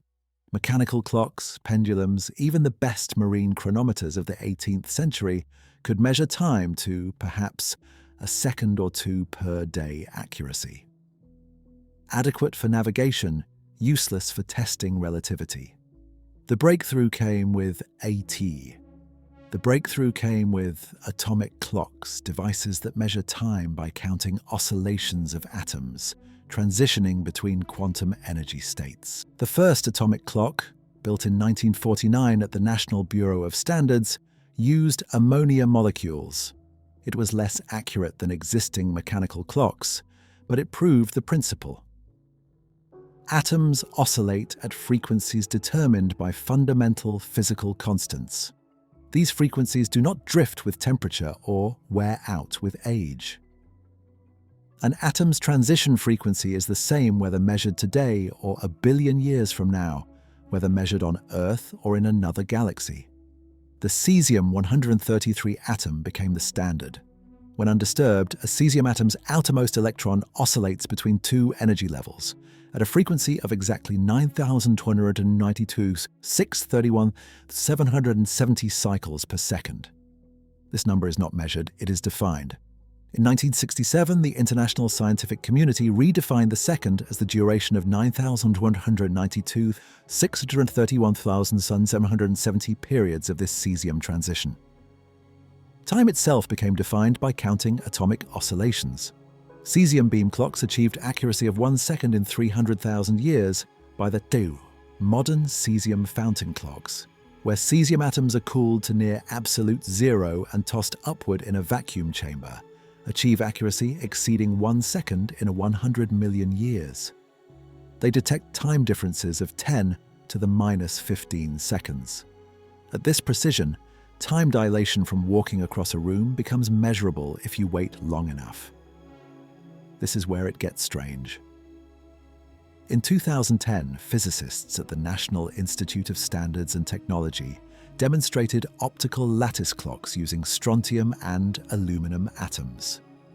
These clocks count optical frequency transitions, oscillations about 100,000 times faster than the cesium microwave transition. Higher frequency means better precision, like measuring distance with millimeters instead of meters. The aluminum ion clock achieved accuracy of 1 second in 3.7 billion years, better than the age of Earth. Two clocks sitting on the same laboratory table, their precision so extreme that they could detect the gravitational time dilation from raising one clock 30 centimeters higher than the other. Gravity at Earth's surface produces time dilation of about 1 part in 10 to the 16th per meter of height. Raise a clock 1 meter and it runs fast by about 1 part in 10 to the 16th. The optical lattice clocks detected this. One clock sitting on a table, another on a short pedestal, and the elevated clock ticked measurably faster. The implications ripple outward. These clocks can detect time dilation from everyday velocities. In 2010, NIST physicists James Chinwen Cho and his colleagues compared two aluminum ion clocks. They kept one stationary and moved the other at speeds of just a few meters per second, equivalent to a brisk walking pace. After hours of measurement, the moving clock showed measurable time dilation. The difference was about 10 to the minus 16 seconds, exactly matching Relativity's prediction. Walk around carrying an optical lattice clock and you age less than someone standing still. The effect is real, measurable, confirmed. Your intuition that walking has no effect on aging is wrong. It does have an effect. That effect is simply too small to notice without extraordinary instruments. Now scale this technology to space. The Galileo satellites of the European Global Navigation Satellite System carry hydrogen maser atomic clocks accurate to about 1 nanosecond per day. GPS satellites carry rubidium and cesium clocks with similar precision. Each satellite orbits at about 20,200 kilometers altitude, completing one orbit every 12 hours, traveling at roughly 3.87 kilometers per second. At this altitude, gravitational time dilation causes clocks to run fast by about 45 microseconds per day compared to sea level. The orbital velocity causes clocks to run slow by about 7 microseconds per day. The net effect is about 38 microseconds per day fast. This must be corrected continuously. The satellite clocks are deliberately set to run slow by 38 microseconds per day before launch. Once in orbit, the relativistic effects bring them into synchronization with ground clocks. Without this correction, position errors would accumulate at about 11 kilometers per day. GPS would become useless within hours. But there's a problem. Different reference frames measure time differently. The GPS system must choose a reference frame. Engineers chose the Earth-centered inertial frame, a non-rotating reference frame centered on Earth's center of mass. In this frame, ground receivers and satellites all experience different time dilation due to velocity and gravity. The system calculates corrections transforming each clock's time into the standard reference frame. Your phone's GPS receiver performs these calculations billions of times. Every position fix requires solving Einstein's equations. The system demonstrates relativity's correctness millions of times per second across the planet. If relativity were wrong, GPS would fail everywhere simultaneously. It does not fail. It works. This constitutes ongoing, continuous, worldwide experimental verification of both special and general relativity. Measuring cosmic distances adds another layer of complexity. How do we know Andromeda is 2.5 million light-years away? The distance ladder begins with parallax. As Earth orbits the Sun, nearby stars appear to shift position against the background of more distant stars. This angular shift, measured from opposite sides of Earth's orbit 6 months apart, allows triangulation. The nearest stars show parallax angles of roughly 1 arcsecond, 1/3600th of a degree. At that angle, the distance is defined as 1 parsec, equivalent to 3.26 light-years. Parallax works reliably out to a few hundred light-years with ground-based telescopes. The Hipparcos satellite, launched in 1989, measured parallaxes for over 100,000 stars with milli-arcsecond precision, extending reliable distance measurements to about 1,000 light-years. The Gaia mission, launched in 2013, has measured parallaxes for nearly 2 billion stars with micro-arcsecond precision, reaching 10,000 light-years or more for the brightest stars. Beyond parallax distances, astronomers use standard candles. Certain stars have intrinsic luminosities that can be determined from their properties. Cepheid variable stars, massive pulsating stars discovered by Henrietta Swan Leavitt in the early THEW, show a precise relationship between pulsation period and luminosity. Measure the period, which is easy, and you know the star's true brightness. Compare that to its apparent brightness in the sky, and distance follows from the inverse square law. Light spreads out as it travels, dimming as the square of distance. A star 10 times farther appears 100 times dimmer. Edwin Hubble used Cepheids to measure Andromeda's distance in 1925, finding it lay about 900,000 light-years away. His value was too low due to confusion between two types of Cepheids with different period-luminosity relations. Modern measurements using the Hubble Space Telescope to observe Cepheids in Andromeda place the galaxy at 2.34 million light-years, give or take 100,000 light-years depending on measurement method. Type Ia supernovae provide standard candles visible across billions of light-years. These explosions occur when a white dwarf, the collapsed remnant of a sun-like star, accretes matter from a companion until reaching the Chandrasekhar limit of 1.4 solar masses. At that mass, the white dwarf can no longer support itself against gravity. It collapses, igniting explosive carbon fusion that tears the star apart. Because the explosion always occurs at the same mass, type Ia supernovae have nearly uniform peak luminosity, about 5 billion times the Sun's luminosity. Spot a type Ia supernova in a distant galaxy, measure its apparent brightness, and distance follows. This method reaches the farthest galaxies, billions of light-years away, though cosmic expansion complicates the relationship between distance and brightness. The 1998 discoveries of accelerating expansion came from measuring type Wang-A supernovae in distant galaxies, finding them dimmer than expected for their redshifts. Measuring redshift itself reveals recession velocity through the Doppler effect. Light from objects moving away stretches to longer wavelengths. Hydrogen atoms in distant galaxies emit spectral lines at specific wavelengths, determined by quantum mechanics. The Lyman alpha line, for example, corresponds to 121.6 nanometers in the ultraviolet. If the galaxy is receding, this line appears at longer wavelengths. The fractional shift equals the recession velocity divided by light speed for modest velocities. Andromeda shows a blue shift, its light compressed to shorter wavelengths because the galaxy approaches us at about 110 kilometers per second.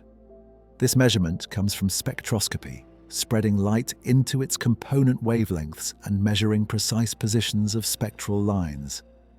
Modern spectrographs achieve precision of meters per second in stellar velocities, sufficient to detect planets orbiting distant stars through the gravitational wobble they induce. The Doppler effect applies to time dilation directly. A clock moving toward you appears to tick fast because successive ticks occur at slightly shorter distances from you, so light from each tick travels a slightly shorter path. A clock moving away appears to tick slow for the opposite reason. This is the relativistic Doppler shift, combining the classical Doppler effect with time dilation. For the Andromeda journey, an observer on Earth watching a spacecraft approaching light speed would see the spacecraft's clock running extremely slow, redshifted by the enormous velocity. An observer on the spacecraft looking back at Earth would see Earth's clock appearing to run fast during the outbound journey, then extremely fast during the turnaround, compensating for the slow rate during coasting. The observations are consistent with the underlying time dilation. Both observers agree on the total elapsed time when they reunite. Pay attention to this detail. Independent measurement methods must agree.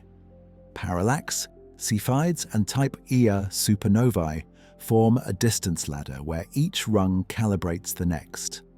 Parallax gives distances to nearby Cepheids, allowing calibration of the period luminosity relation. Cepheids in galaxies containing type Ia supernovae allow calibration of supernova luminosity. Each method must produce consistent results. They do. The distance to Andromeda measured by Cepheids agrees with distances from other methods, like the tip of the red giant branch, where the brightest red giant stars reach a consistent peak luminosity. Multiple independent paths to the same answer builds confidence. The distance ladder works because the underlying physics is correct. Recent advances push precision further. The James Webb Space Telescope, launched in 2021, observes in infrared wavelengths where dust is transparent and distant galaxies are bright. Webb can detect Cepheids in galaxies beyond Hubble's reach, extending the distance ladder and refining cosmic expansion measurements. The Gaia mission continues measuring stellar parallaxes, building a three-dimensional map of the Milky Way with unprecedented detail. In 2025, Gaia's third data release provided positions, distances, and velocities for nearly 2 billion stars. This census reveals the galaxy's structure, rotation, and history. It also provides anchor points for the distance ladder, improving calibration at every rung. Future observations will improve further.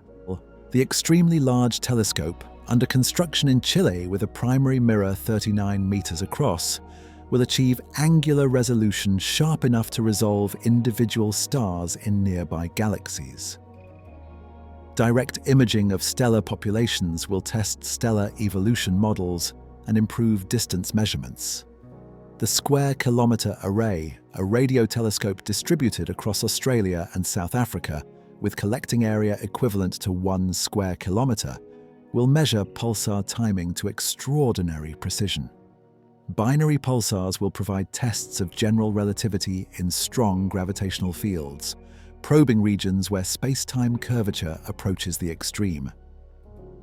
If deviations from Einstein's predictions exist, these systems will reveal them. So far, no deviations appear. Every pulsar obeys general relativity exactly. The characteristic scales matter. Time dilation becomes significant at velocities exceeding about 10% of light speed, where gamma reaches 1.05. At that speed, time runs about 0.5% slow, noticeable over long journeys, negligible for short ones. At 50% light speed, gamma equals 1.15. Time runs about 15% slow. At 90% light speed, gamma reaches 2.3. Time runs more than twice as slow. At 99% light speed, gamma equals 7.1. Time runs 7 times slow. The curve steepens dramatically as you approach light speed. At 99%, gamma reaches 71. At 99%, gamma exceeds 700. The Lorentz factor grows without bound, approaching infinity as velocity approaches light speed. This mathematical behavior reflects physical reality. The energy required for further acceleration also grows without bound. The universe enforces the light speed limit through energy requirements that become infinite at the limit. These measurements and calculations combine to paint a consistent picture. Time dilation is real. It affects particles, satellites, astronauts, and hypothetical interstellar travelers identically.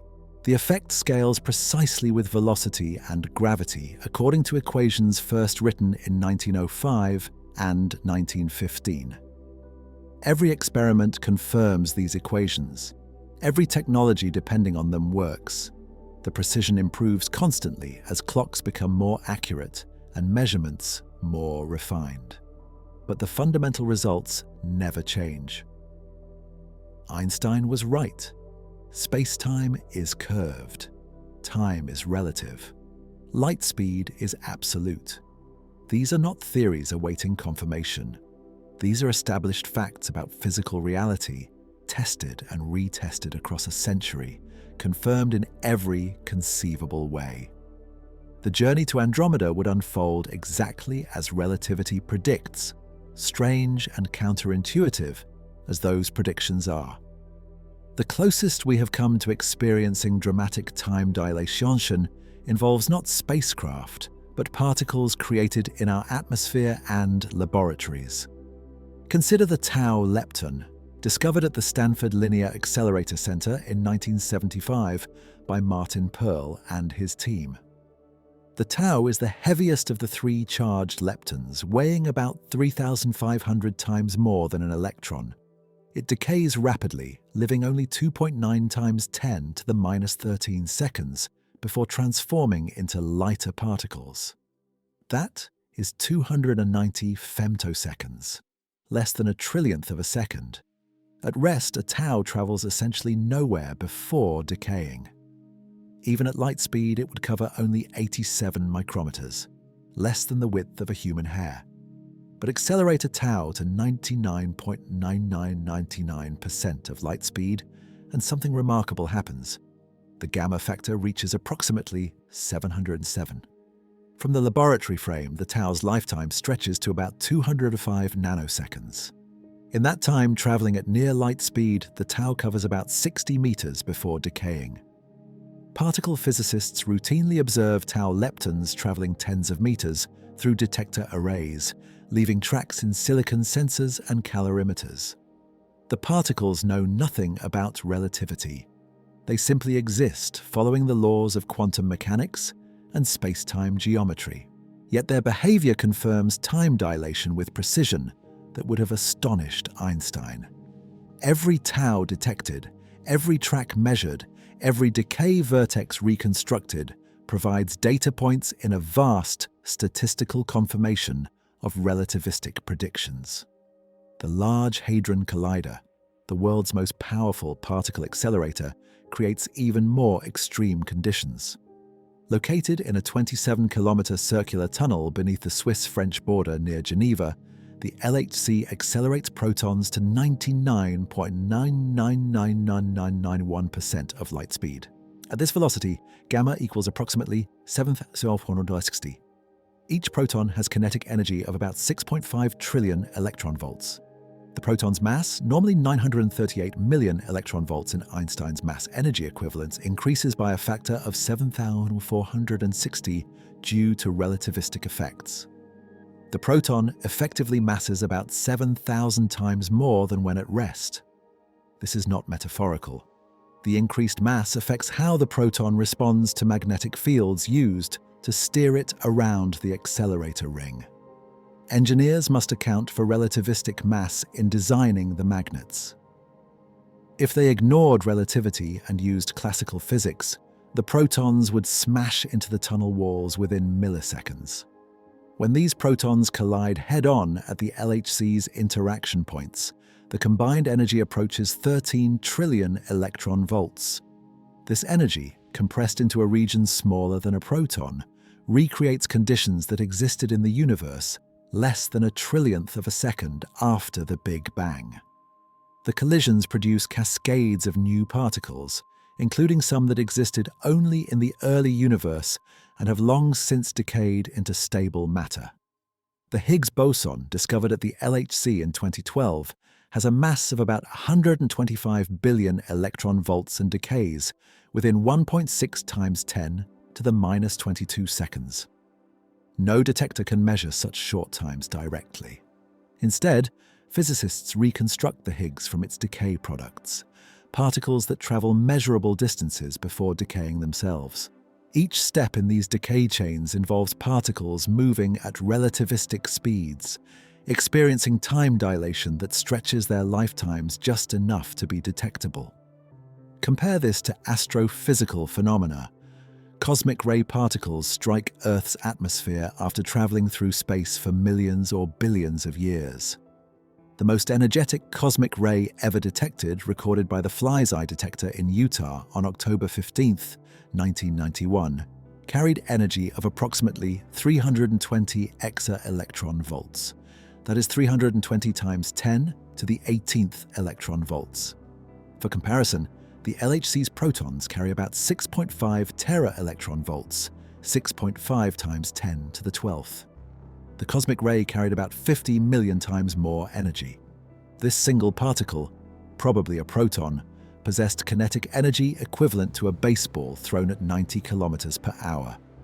One subatomic particle with macroscopic energy.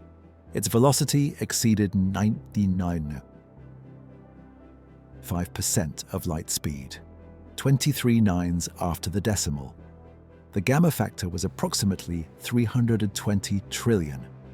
From the proton's reference frame, time dilation compressed its journey across the observable universe into microseconds or less.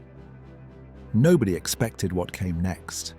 This cosmic ray, and others like it though less energetic, should not exist according to a prediction made by Kenneth Greisen, Vadim Kuzmin, and Georgy Zatsepin in 1966. The GZK limit, named after these physicists, arises from interactions between ultra-high energy cosmic rays and the cosmic microwave background. Photons from the CMB, though low in energy individually, are numerous enough that a high-energy proton traveling through intergalactic space constantly collides with them. Above a certain threshold energy, about 50 exa-electron volts, these collisions produce pions, sapping the proton's energy. The calculations suggested that cosmic rays above the GZK limit could not travel more than about 150 million light-years before losing energy below the threshold. Yet the 1991 cosmic ray and several others detected since carry energies well above the GZK limit. Their sources must lie within the GZK horizon, but identifying sources proves difficult. The particles' trajectories are bent by magnetic fields in intergalactic space and within the Milky Way, scrambling directional information. This creates a problem. What could accelerate particles to such extreme energies? Supernova remnants, the expanding shells of gas from exploded stars, can accelerate particles through shock waves to energies of about 100 tera-electron volts, roughly 10 times the LHC's capability. But ultra-high energy cosmic rays exceed this by factors of millions. Active galactic nuclei, powered by supermassive black holes consuming matter at the centers of galaxies, might produce the necessary energies. The intense magnetic fields and relativistic jets from these systems could accelerate particles through complex electromagnetic processes. Gamma-ray bursts, the universe's most luminous explosions, remain candidates. These events, probably caused by colliding neutron stars or collapsing massive stars, release in seconds as much energy as the Sun will emit in its entire 10 billion-year lifetime. The energies involved could plausibly accelerate particles to ultra-high energies. But confirming these sources requires detecting many more events and improving directional reconstruction. What makes these instances special is not just their extremity but their accessibility. We cannot build spacecraft approaching light speed. We cannot visit Andromeda. But nature provides laboratories where relativistic physics operates routinely. Every cosmic ray collision, every particle decay, every pulsar orbit tests relativity's predictions. The statistical distribution of these phenomena covers vast ranges. Muons from low-energy cosmic rays travel at perhaps 95% of light speed. High-energy muons approach 99.9%. Ultra-relativistic particles in accelerators reach 99.9999% or beyond. Ultra-high-energy cosmic rays push toward 99.5%. Each velocity regime provides data. The effects scale exactly as relativity predicts across 20 orders of magnitude in energy. No deviations appear. The theory works everywhere. Recent discoveries continue this pattern. In 2020, physicists working with the IceCube Neutrino Observatory detected a high-energy neutrino, a ghostly particle that barely interacts with matter, originating from a blazar designated TXS 0506P056, located 3.7 billion light-years away. Neutrinos have tiny masses, less than 1/1,000,000th the mass of an electron. At the energies IceCube detects, typically hundreds of tera-electron volts or higher, neutrinos travel at velocities indistinguishable from light speed. The time dilation they experience is extreme, yet we can reconstruct their arrival times and directions, confirming they traveled billions of light-years without significant decay or interaction, protected by their weak interactions with matter and their relativistic speeds. The detection proved that blazars, supermassive black holes with jets pointed nearly toward Earth, accelerate particles to extreme energies. Similar phenomena appear in gravitational wave detections. When two black holes orbit each other closely, they move at significant fractions of light speed. The orbital velocity at the innermost stable circular orbit around a black hole equals approximately 50% of light speed for a non-rotating hole, higher for rotating ones. As the black holes inspiral, their velocities increase. In the final milliseconds before merger, they reach perhaps 60% of light speed or more. Time dilation affects the entire system.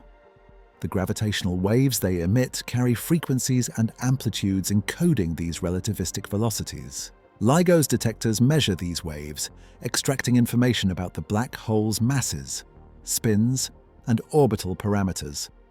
The analysis uses full general relativity, numerically solving Einstein's equations on supercomputers. The observed signals match these numerical simulations exactly. No deviations, no surprises. Relativity describes even these extreme systems correctly. The statistical distribution reveals something profound. Relativistic effects are not rare. They occur constantly throughout the universe. Every galaxy contains stellar mass black holes and neutron stars in binaries, producing gravitational waves. Every second, billions of cosmic ray particles strike Earth's atmosphere, creating cascades of relativistic secondaries. Every active galactic nucleus accelerates particles to extreme energies. Every pulsar orbits its companion, experiencing time dilation from both velocity and gravity. The universe is a relativistic place. We inhabit a peculiar pocket where velocities are slow and space-time is nearly flat, but that pocket is not representative. Most of the universe operates in regimes where relativity's effects are not small perturbations, but dominant features. Unexplained aspects remain. The origin of ultra-high energy cosmic rays is still debated. The mechanism producing them could involve physics beyond the standard model of particle physics. Some theorists propose that the highest energy cosmic rays might be decay products of supermassive particles left over from the Big Bang, relics of physics at energies we cannot reach in accelerators. Others suggest exotic processes involving dark matter or violations of Lorentz invariance at extreme energies. So far, observations favor conventional astrophysical sources operating at known physics, but the question remains open. Finding the sources requires more detections and better directional resolution.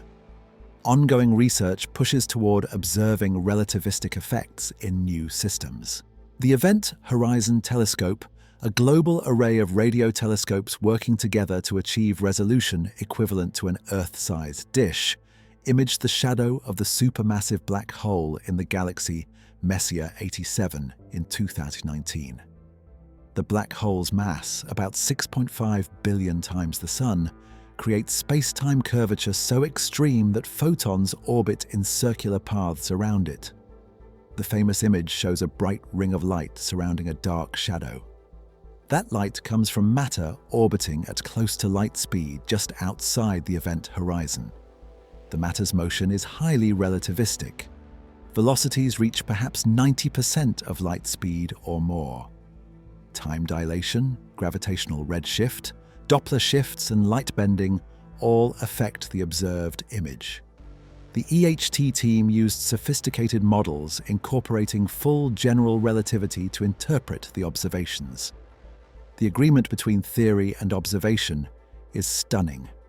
The universe obeys Einstein's equations even in the most extreme environments we can observe.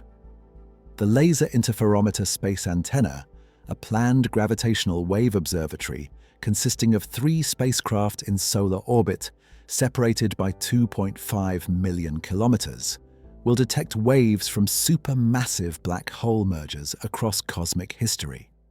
These systems involve black holes millions or billions of times the Sun's mass, orbiting each other over months or years before merging. The orbital velocities remain relativistic despite the large separations because the masses are enormous. LISA will observe the in-spiral process directly, watching as time dilation, orbital decay from gravitational radiation, and space-time curvature all play out in real time. Launch is planned for the mid-ET. The data will provide tests of general relativity in strong field regimes currently inaccessible. China's Tiangong space station, continuously inhabited since 2022, carries atomic clocks intended to test relativity with improved precision. The station orbits at about 390 kilometers altitude, lower than GPS satellites but higher than the International Space Station.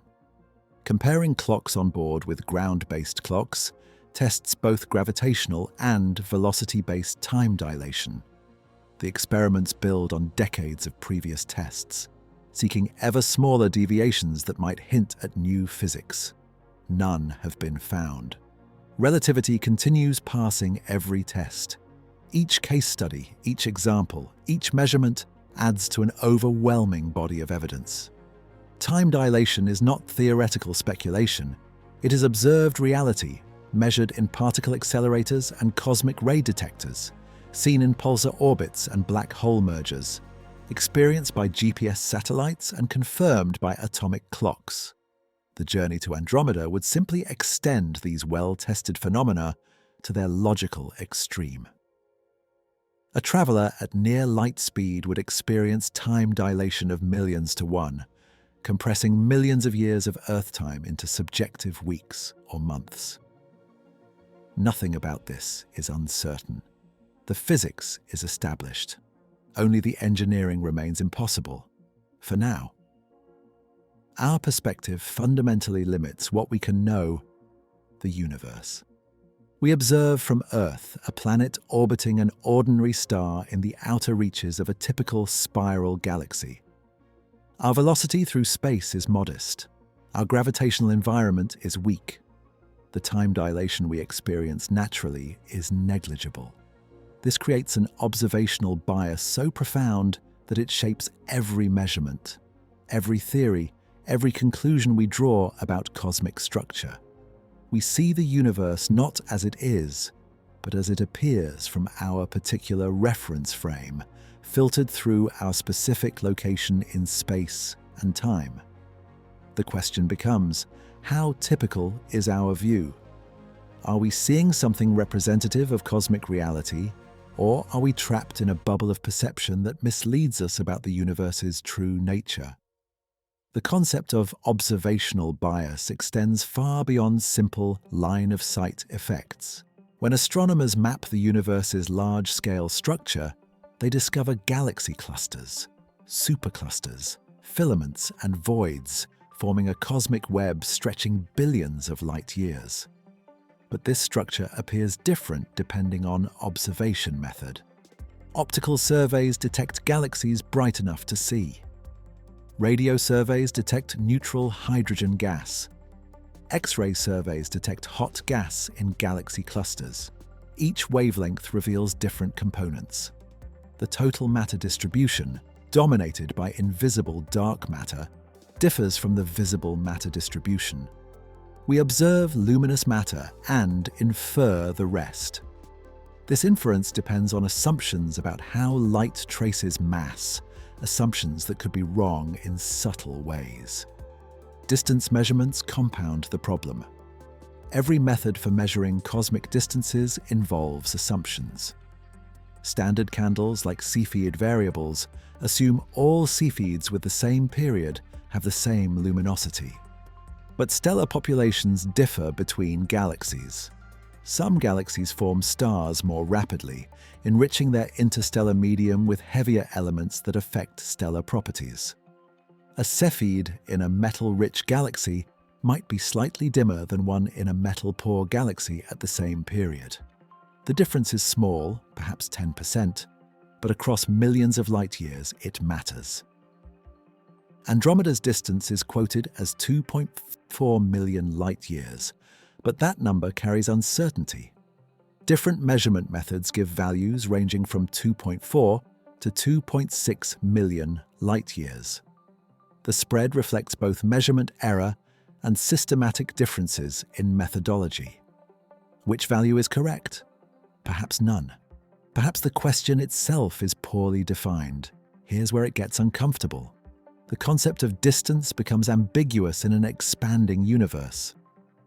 Light from Andromeda was emitted 2.5 million years ago when the galaxy was slightly closer to us than it is now. The light traveled through expanding space. Should we quote the distance when the light was emitted, the distance now accounting for expansion during light travel time, or some other definition? For Andromeda, the difference is tiny, but for galaxies billions of light-years away, the ambiguity becomes enormous. Cosmologists distinguish between light travel distance, co-moving distance, proper distance, luminosity distance, and angular diameter distance. Each measures something different. Each is correct for specific purposes. Asking the distance to a distant galaxy without specifying which definition is like asking the size of an object without specifying units. The question lacks precision. This affects how we interpret relativistic journeys.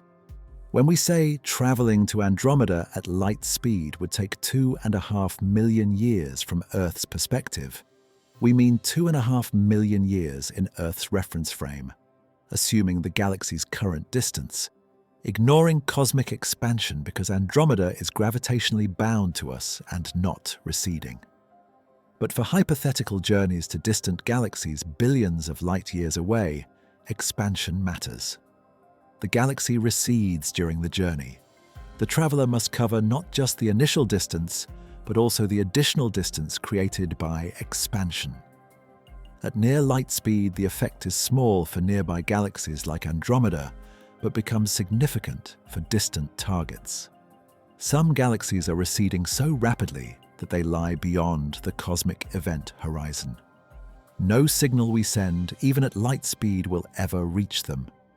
Space expands faster than light can cross it. These galaxies are fundamentally unreachable, their light stretched to infinite wavelength by expansion, disappearing into darkness. Our observable universe has boundaries not because space ends, but because light has had finite time to reach us since the Big Bang. The bubble we inhabit is both physical and conceptual. Physically, we exist in the local group, a collection of about 80 galaxies gravitationally bound together. The Milky Way and Andromeda are the two giants. The rest are dwarf galaxies, small satellites orbiting the larger members. The local group spans about 10 million light-years. Beyond it lies the local sheet, a flattened distribution of galaxies about 7 million light-years thick and 30 million light-years across. Beyond that, the Virgo supercluster containing about 100 galaxy groups and clusters spread across 110 million light-years. The Milky Way sits near the edge of this supercluster, not at its center. We orbit the supercluster's core slowly, taking billions of years to complete one revolution. This motion affects our observations. Galaxies on the near side of the Virgo cluster appear blue-shifted relative to cosmic expansion. Galaxies on the far side appear more red-shifted. The supercluster's gravity creates bulk flows, motions of galaxies that deviate from pure Hubble expansion. Something doesn't add up. Measurements of these bulk flows reveal motions extending surprisingly far. Galaxies out to 300 million light-years or more appear to be flowing in a coherent direction at velocities exceeding 400 kilometers per second. This motion, called the Great Attractor Flow, points toward a concentration of mass in the direction of the constellation Hydra. But mass alone cannot explain the flow's extent. Either there exists structure on scales larger than expected, or our understanding of gravitational dynamics on cosmic scales is incomplete. The debate continues. Some cosmologists suggest we sit near a particularly large void that pushes galaxies outward, creating apparent flows. Others propose that distant structures beyond our observation horizon gravitationally influence our local region. The flows might reflect initial density fluctuations from the universe's earliest moments, frozen into the cosmic structure by gravitational amplification over billions of years. This raises an uncomfortable question. Is our location typical? The cosmological principle, a fundamental assumption underlying modern cosmology, asserts that the universe is homogeneous and isotropic on large scales. Homogeneous means the same everywhere. Isotropic means the same in all directions. No place is special. No direction is privileged. This principle has deep roots. Nicholas Copernicus displaced Earth from the center of the solar system in 1543. Harlow Shapley demonstrated in that the Sun lies far from the Milky Way's center. Edwin Hubble proved in that the Milky Way is one galaxy among billions. Each step removed humanity from a privileged position. The cosmological principle extends this. Not only is Earth not the center of the universe, but there is no center. Every location sees roughly the same large-scale structure. Every observer measures the same cosmic expansion rate. The universe looks the same from every vantage point, statistically speaking. But here's the problem. We can only observe from one location. We cannot verify the cosmological principle directly by traveling to distant galaxies and checking whether they see what we see. We can only test it indirectly. The cosmic microwave background provides powerful evidence. Its temperature is uniform across the sky to 1 part in 100,000, suggesting the universe was smooth and homogeneous when the CMB was emitted 380,000 years after the Big Bang. The small temperature fluctuations that do exist, about 18 millionths of a degree, reflect density variations that later grew into galaxies and clusters through gravitational collapse. These fluctuations are consistent with predictions from inflation, a period of exponential expansion in the universe's first fraction of a second that smoothed out initial irregularities. The CMB strongly supports homogeneity and isotropy at early times. Watch what happens when we test this at later times. Galaxy surveys map the distribution of matter across billions of light-years. The Sloan Digital Sky Survey, conducted between 2000 and 2020, catalogued positions and redshifts for over 900 million objects, mostly galaxies, covering about 1/3 of the sky. The three-dimensional map reveals structure, filaments where galaxies cluster, voids nearly empty of galaxies, a foam-like pattern extending as far as observations reach. But is this pattern uniform? Statistical analyses suggest yes. The power spectrum, describing how density fluctuations vary with scale, matches theoretical predictions from cosmological models based on the cosmological principle. Galaxies cluster more strongly on small scales, less on large scales, smoothing out beyond about 300 million light-years. This scale, the homogeneity scale, represents the distance beyond which the universe becomes statistically uniform. The implications ripple outward. If the universe is homogeneous beyond 300 million light-years, and our observable universe extends 46.5 billion light-years in co-moving distance, then we sample over 100 such volumes. We are not in a special place. We are in a typical region that happens to contain our galaxy, but otherwise resembles countless other regions scattered throughout the cosmos. An observer in Andromeda would see a similar cosmic web, similar galaxy distributions, similar large-scale structure. They would measure the same Hubble constant, give or take small local variations. They would detect the same cosmic microwave background, slightly warmer in directions they move toward, slightly cooler behind. The physics would be identical. Our location is ordinary. Or is it? The anthropic principle suggests that our observations are biased not just by observational limitations, but by our existence.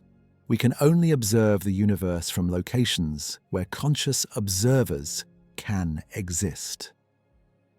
This requires planets which require heavy elements, which require stellar nucleosynthesis, which requires billions of years of cosmic evolution. We necessarily observe the universe at an epoch late enough for structure to have formed, but early enough that stars still burn and planets remain habitable. A civilization arising in the far future, trillions of years from now, would see a vastly different universe. Stars will have died. Galaxies will have collided and merged. The cosmic microwave background will have cooled to invisibility. Expansion will have carried distant galaxies beyond the cosmological event horizon. Future astronomers might not be able to discover the Big Bang or measure cosmic expansion. The evidence will be gone, expanded beyond detection. They will inhabit a dark, empty universe, isolated within their local galaxy cluster or supercluster, unable to see beyond. Similarly, civilizations that arose earlier when the universe was younger would have seen galaxies closer together, the CMB hotter, quasars more numerous.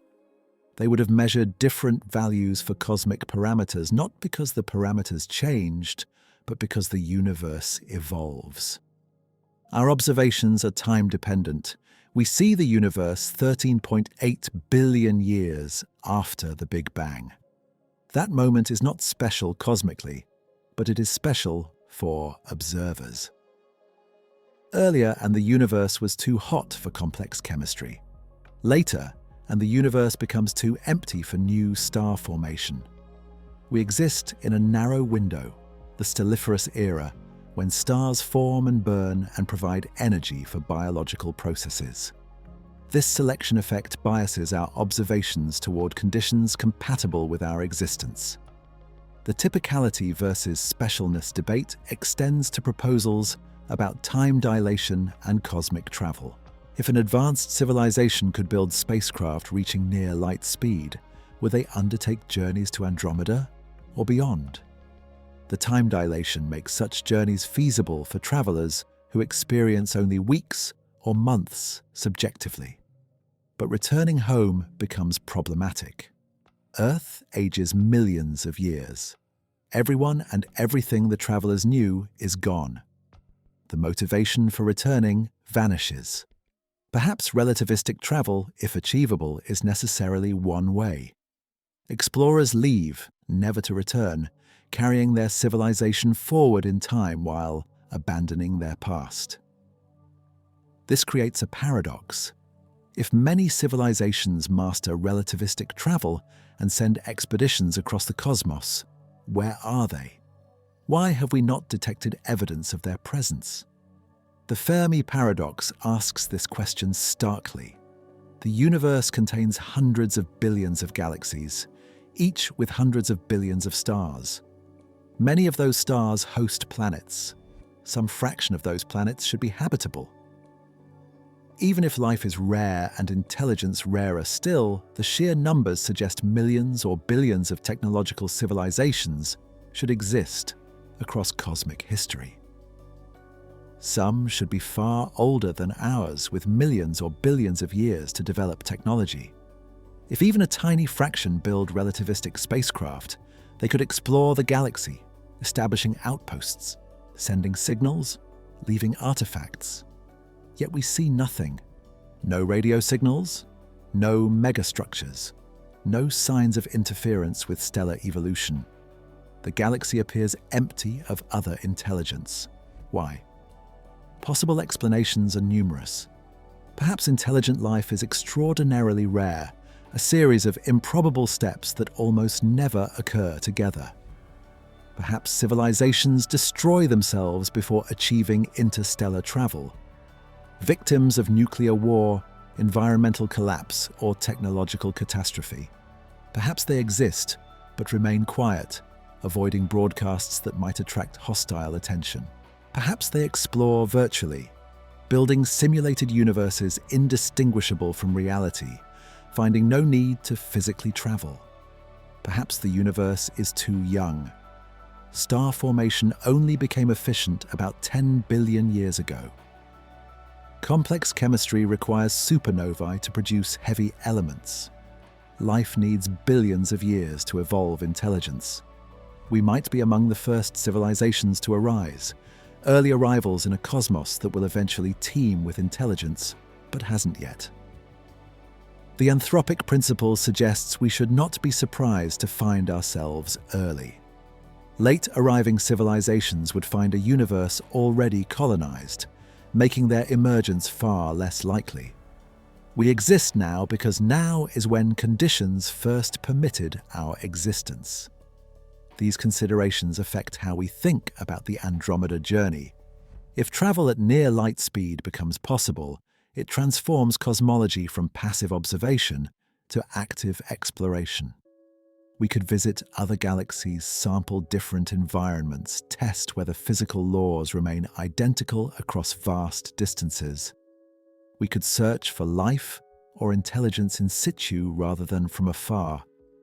We could establish humanity's presence throughout the local group, creating a network of colonies spread across millions of light years.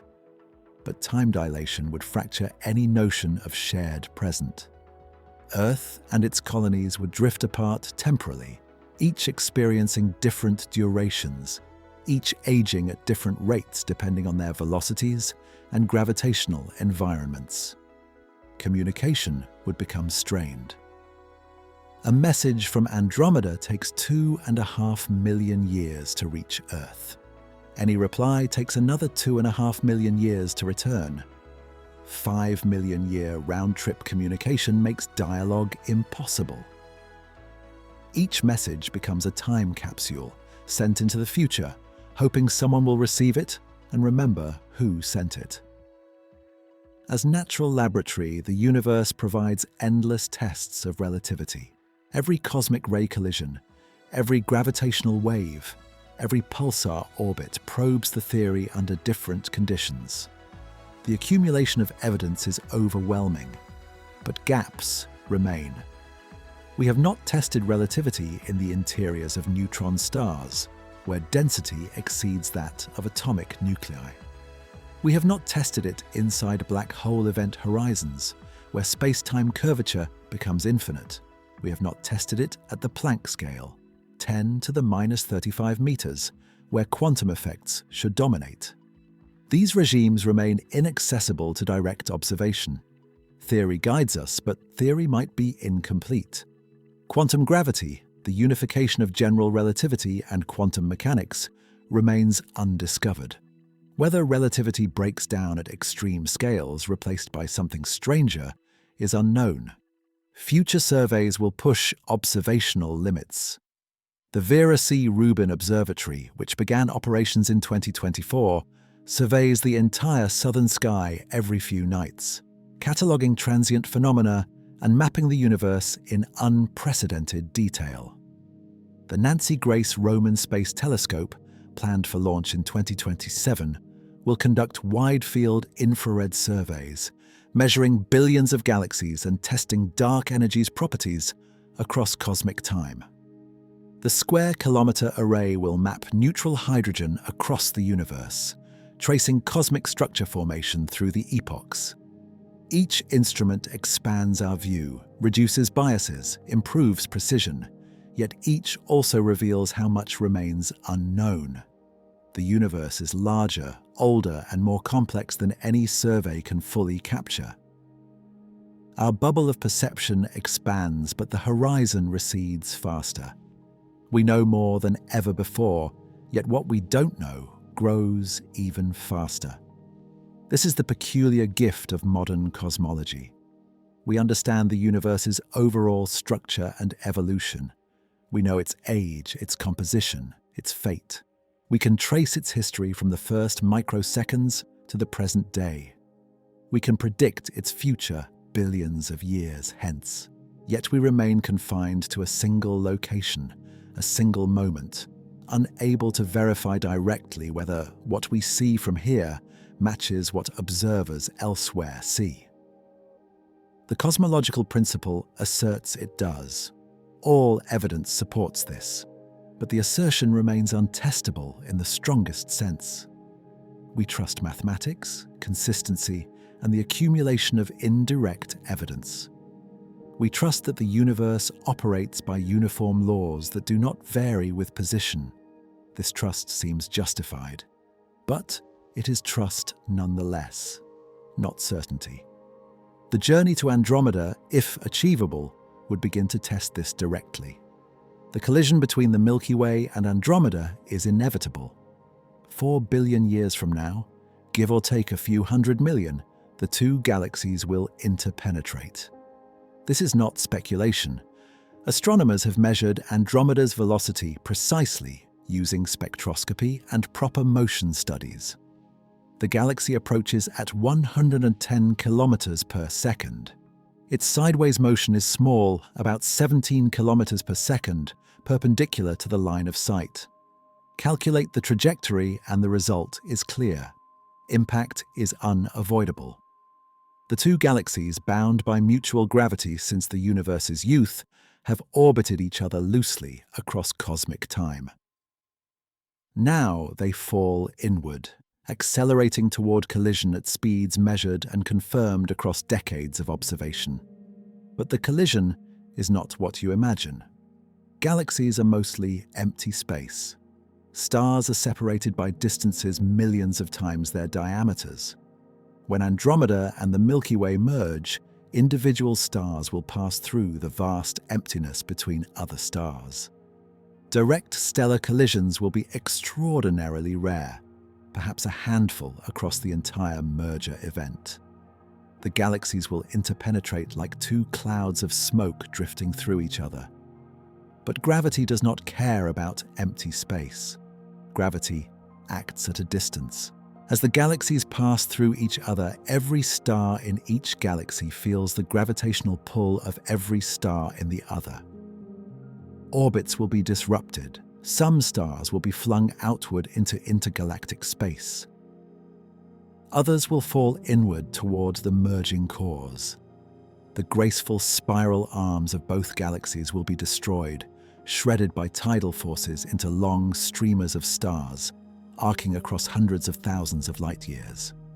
Computer simulations of this collision have been running since the Erde, increasing in sophistication as computing power grew. Modern simulations incorporate dark matter halos, gas dynamics, star formation, and supermassive black holes. They begin with the current positions and velocities of the two galaxies and evolve the system forward using Newton's laws plus general relativity. The results are consistent. First passage occurs in about 4 billion years. The galaxies swing past each other, deforming dramatically but not merging completely. They separate, gravity pulling them back together over the next billion years.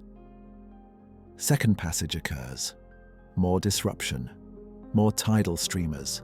The galaxies begin to settle, orbits circularizing, energy dissipated through gravitational interactions. 3 billion years after first contact, perhaps 7 billion years from now, the merger completes. The result is an elliptical galaxy, a smooth ellipsoidal distribution of stars with no disk, no spiral arms, no active star formation in the main body. Astronomers have already named this future galaxy Milkomeda. Think about that for a moment. The Sun will still exist when this merger occurs. Our star, currently about 4.6 billion years old, will be approaching 9 billion years old. The Sun will have brightened significantly as it ages, its core compressing and heating as hydrogen fuel depletes. Earth's oceans will have evaporated, boiled away by solar radiation that increased about 10% per billion years. The surface will be sterilized, all life extinct unless it migrated underground or off-planet. When Andromeda first collides with the Milky Way, Earth will be a dead world orbiting a dying star. The Sun will continue burning hydrogen for another billion years after the merger completes, reaching a total age of about 10 billion years. Then helium fusion will begin. The Sun will expand into a red giant, its outer layers reaching perhaps as far as Earth's current orbit. Whether Earth survives depends on mass loss. The Sun will shed nearly half its mass through stellar winds. Less massive, its gravitational grip weakens. Earth's orbit may expand enough to avoid being engulfed, or it may spiral inward, consumed by the expanding photosphere. Either way, Earth's story ends. The Sun's trajectory through Milkomeda is unpredictable. Gravitational interactions during the merger will alter its orbit randomly. It might be flung outward into the galactic halo, a lonely star orbiting hundreds of thousands of light-years from the core. Or it might fall inward, joining the dense stellar population near the merged supermassive black holes at the center. Or it might remain somewhere in between, part of the new galaxy's main body. The probability of the Sun encountering another star closely enough to disrupt the solar system is small, but non-zero. Most close encounters will simply perturb planetary orbits slightly. A few might eject planets into interstellar space or send them plunging into the Sun. Over billions of years, these rare events accumulate.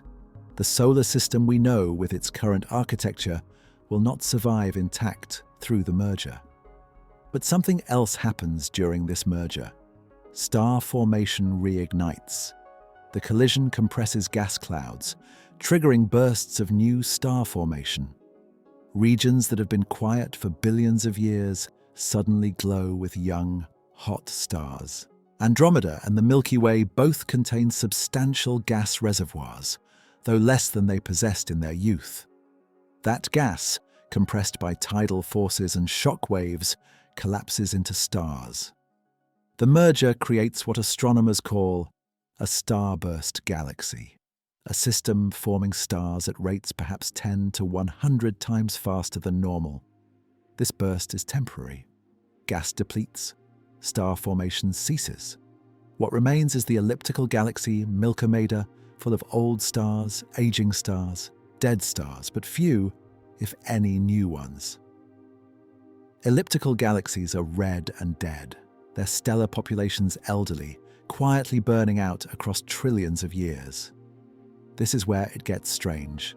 The timescale of galactic mergers feels enormous to us. 7 billion years from now seems incomprehensibly distant, but in cosmic terms it is not particularly far. Other galaxies in the local group will merge with Milkomeda or with each other. The Triangulum galaxy, the local group's third largest member, will probably merge with Milkomeda as well, though the timing is uncertain. Smaller dwarf galaxies will be absorbed, their stars incorporated into the growing elliptical. Within perhaps 20 billion years, most of the local group will have consolidated into one or two large galaxies.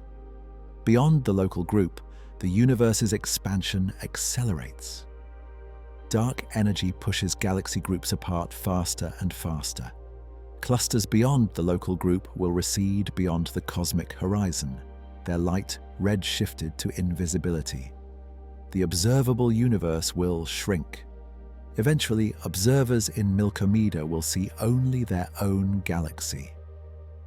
Every external galaxy will have vanished, carried away by expansion.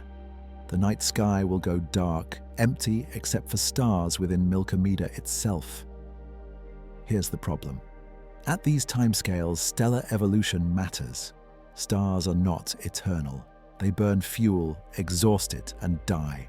Massive stars live briefly, perhaps 10 million years for the most massive, before exploding as supernovae and leaving behind neutron stars or black holes. sun-like stars live longer, about 10 billion years, becoming red giants before shedding their outer layers and leaving white dwarf remnants. Small red dwarfs, the most common stars, can burn for trillions of years, but eventually even red dwarfs exhaust their fuel. Star formation requires gas. Gas is finite. Once gas is consumed or expelled from galaxies by supernova winds and active galactic nuclei, star formation ceases. The last stars will form perhaps 100 trillion years from now, depending on how gas reservoirs are managed. After that, no new stars. The stelliferous era ends.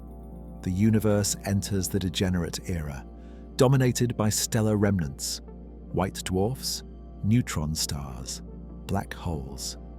Calculate what happens next. White dwarfs cool over tens of billions of years, their thermal energy radiating away until they become black dwarfs, cold spheres of degenerate matter emitting no light. This has not happened yet. The universe is too young. The oldest white dwarfs formed billions of years ago are still warm. But given time, all white dwarfs cool to invisibility.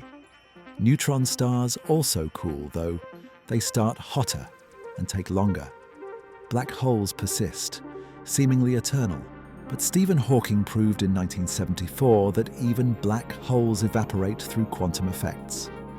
Hawking radiation, named after him, is produced by quantum fluctuations near the event horizon. Virtual particle pairs spontaneously appear from vacuum energy. Usually these pairs annihilate each other immediately, but near an event horizon, one particle can fall into the black hole while the other escapes. The escaping particle is real, carrying energy away. The black hole loses mass. The process is extraordinarily slow for stellar mass or supermassive black holes. A solar mass black hole would take 10 to the 67th years to evaporate. Supermassive black holes take longer still, up to 10 to the 100th years. The numbers become surreal. 10 to the 100 years is a Google, 1 followed by 100 zeros. This exceeds any timescale you can conceive. The current age of the universe, 13.8 billion years, is merely 1.38 times 10 to the 10th years. A Google years is 10 to the 90th times longer.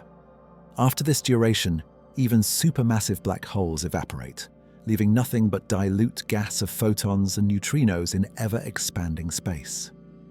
Entropy maximizes.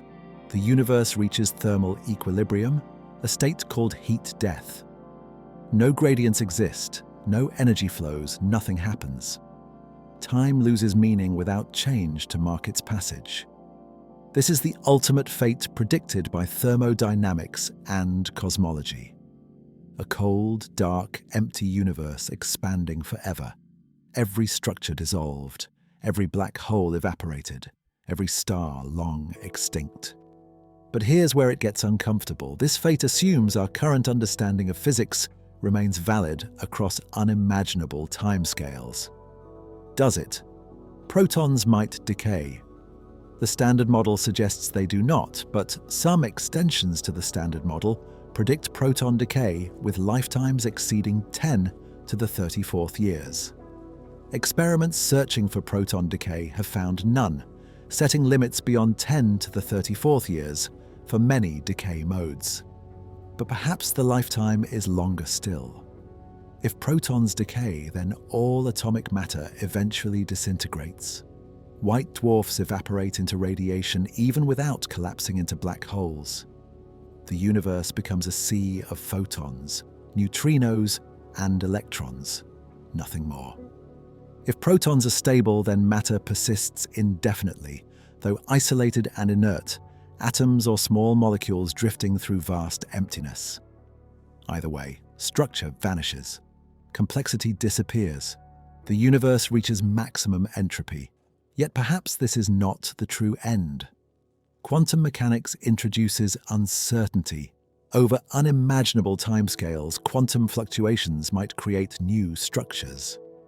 Boltzmann brains, hypothetical self-aware entities arising spontaneously from random fluctuations, could appear. More likely than Boltzmann brains, quantum tunneling might create new universes, baby universes budding off from vacuum fluctuations in our universe's decayed state. Cosmic inflation suggests something similar occurred at the universe's beginning, a quantum fluctuation in an unstable vacuum state triggering exponential expansion. If it happened once, perhaps it happens again eternally, creating an infinite multiverse of bubble universes nucleating from quantum foam. We cannot know. These ideas push beyond testable science into metaphysical speculation, but they remind us that our predictions rest on extrapolating known physics across timescales vastly exceeding the current universe's age. Surprises are possible. The implications for life and civilization are stark. Complex structures require energy gradients. Life, as we understand it, needs stars to provide concentrated energy that can be captured and used. When stars die, life's energy source vanishes. Advanced civilizations might harvest energy from other sources. Black holes radiate Hawking radiation, tiny amounts but harvestable in principle. Civilizations could survive around black holes, running their computational processes on energy from evaporation, slowing their subjective time to match decreasing energy availability. This scenario, explored by physicist Freeman Dyson in 1979, suggests civilizations might persist indefinitely by hibernating during periods of low energy and awakening briefly when energy becomes available. Subjective experience becomes punctuated, stretched across trillions or googles of years. Whether such existence is meaningful is debatable. Other observers, if they exist, face the same fate. Any civilization arising anywhere in the universe confronts the same cosmological timeline. Stars die. Galaxies merge. Expansion accelerates. The universe cools. Heat death approaches. No escape appears possible. You cannot leave the universe. You cannot reverse entropy. You cannot stop expansion. Perhaps advanced civilizations develop technologies we cannot imagine, manipulating space-time or tapping into dimensions we do not perceive. Science fiction explores these ideas endlessly, but physics as we know it offers no such options. The laws we have discovered are not subject to negotiation. The universe evolves according to those laws, indifferent to preferences or desires. This raises meta-questions about knowledge itself. How can we trust predictions across timescales billions or trillions of times longer than the universe's current age? We extrapolate from observations spanning at most decades or centuries. We assume physical laws remain constant. We assume our theories, successful within tested regimes, remain valid far beyond those regimes. This assumption has worked historically. Newton's laws, valid for everyday velocities and gravitational fields, failed at extreme regimes where relativity took over. Relativity might similarly fail at regimes we cannot access. Quantum gravity, whatever it is, might reveal new physics changing our predictions. We proceed with humility, recognizing that our best models are provisional, subject to revision, always incomplete. Yet what we know is remarkable. From one planet orbiting one star in one galaxy, we have reconstructed cosmic history back to the first microseconds, measured distances to billions of light years, detected gravitational waves from black holes billions of times more massive than our Sun, and predicted the universe's ultimate fate trillions of years hence. The ambition is staggering. The success, even if partial, is unprecedented. We are the universe becoming aware of itself. Conscious matter interrogating its own origins and destiny. This self-awareness is recent, a phenomenon of the last few centuries or millennia, depending on how you measure it. But its potential is vast. Return to the opening theme. Time dilation remains real, confirmed, inescapable. A journey to Andromeda at near light speed would compress millions of years into weeks or months for the traveler. The traveler becomes a time traveler, leaping forward through Earth's history, arriving in an unrecognizable future. This is not hypothetical. This is relativity, tested and retested, woven into every GPS satellite, every particle accelerator, every precision clock. The universe permits this. It does not permit backward time travel, or, if it does, only through mechanisms so exotic we have never observed them. The arrow of time points forward. Entropy increases. The future is accessible. The past is not. A civilization capable of relativistic travel could explore the local group before expansion carries other galaxy groups beyond reach. They could visit Andromeda, Triangulum, dozens of dwarf galaxies spreading across millions of light years. Each journey would vault the travelers into their civilization's future. Communication would fracture across temporal gulfs, but knowledge would accumulate. Understanding would deepen. Perhaps answers to questions we cannot yet ask would emerge.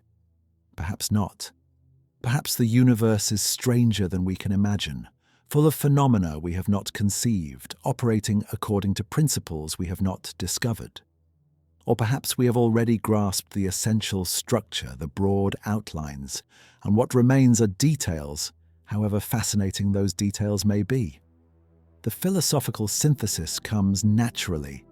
We are small, our lives brief, our civilization fragile. Compared to cosmic timescales, we are ephemeral, flickering into existence for an instant before vanishing. Yet within that instant, we have accomplished something extraordinary. We have understood, we have measured, we have calculated. We have looked across billions of light years and billions of years, reconstructing a story that begins with the Big Bang and ends in heat death, encompassing everything between. That story includes us, conscious observers embedded in the cosmos, limited by physics but empowered by understanding. Time flows forward. The universe expands. Stars are born and die. Galaxies merge. Black holes evaporate.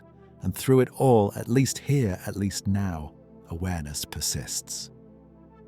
Minds grasp what bodies cannot touch. Mathematics reveals what eyes cannot see. Knowledge, however incomplete, accumulates. If this exploration of time, space, and the vast gulf between Earth and Andromeda has resonated with you, there are more cosmic mysteries waiting in other videos. The universe holds countless questions, each one an invitation to wonder. Leave your thoughts below about what you'd like to explore next, and until then, safe travels through whatever space-time you inhabit. Whether you're drifting towards sleep or just beginning your day, remember that you are moving through time at exactly 1 second per second, the only speed that matters for the journey you're actually on. Rest well or venture forth with curiosity, fellow traveler in this strange and ancient cosmos.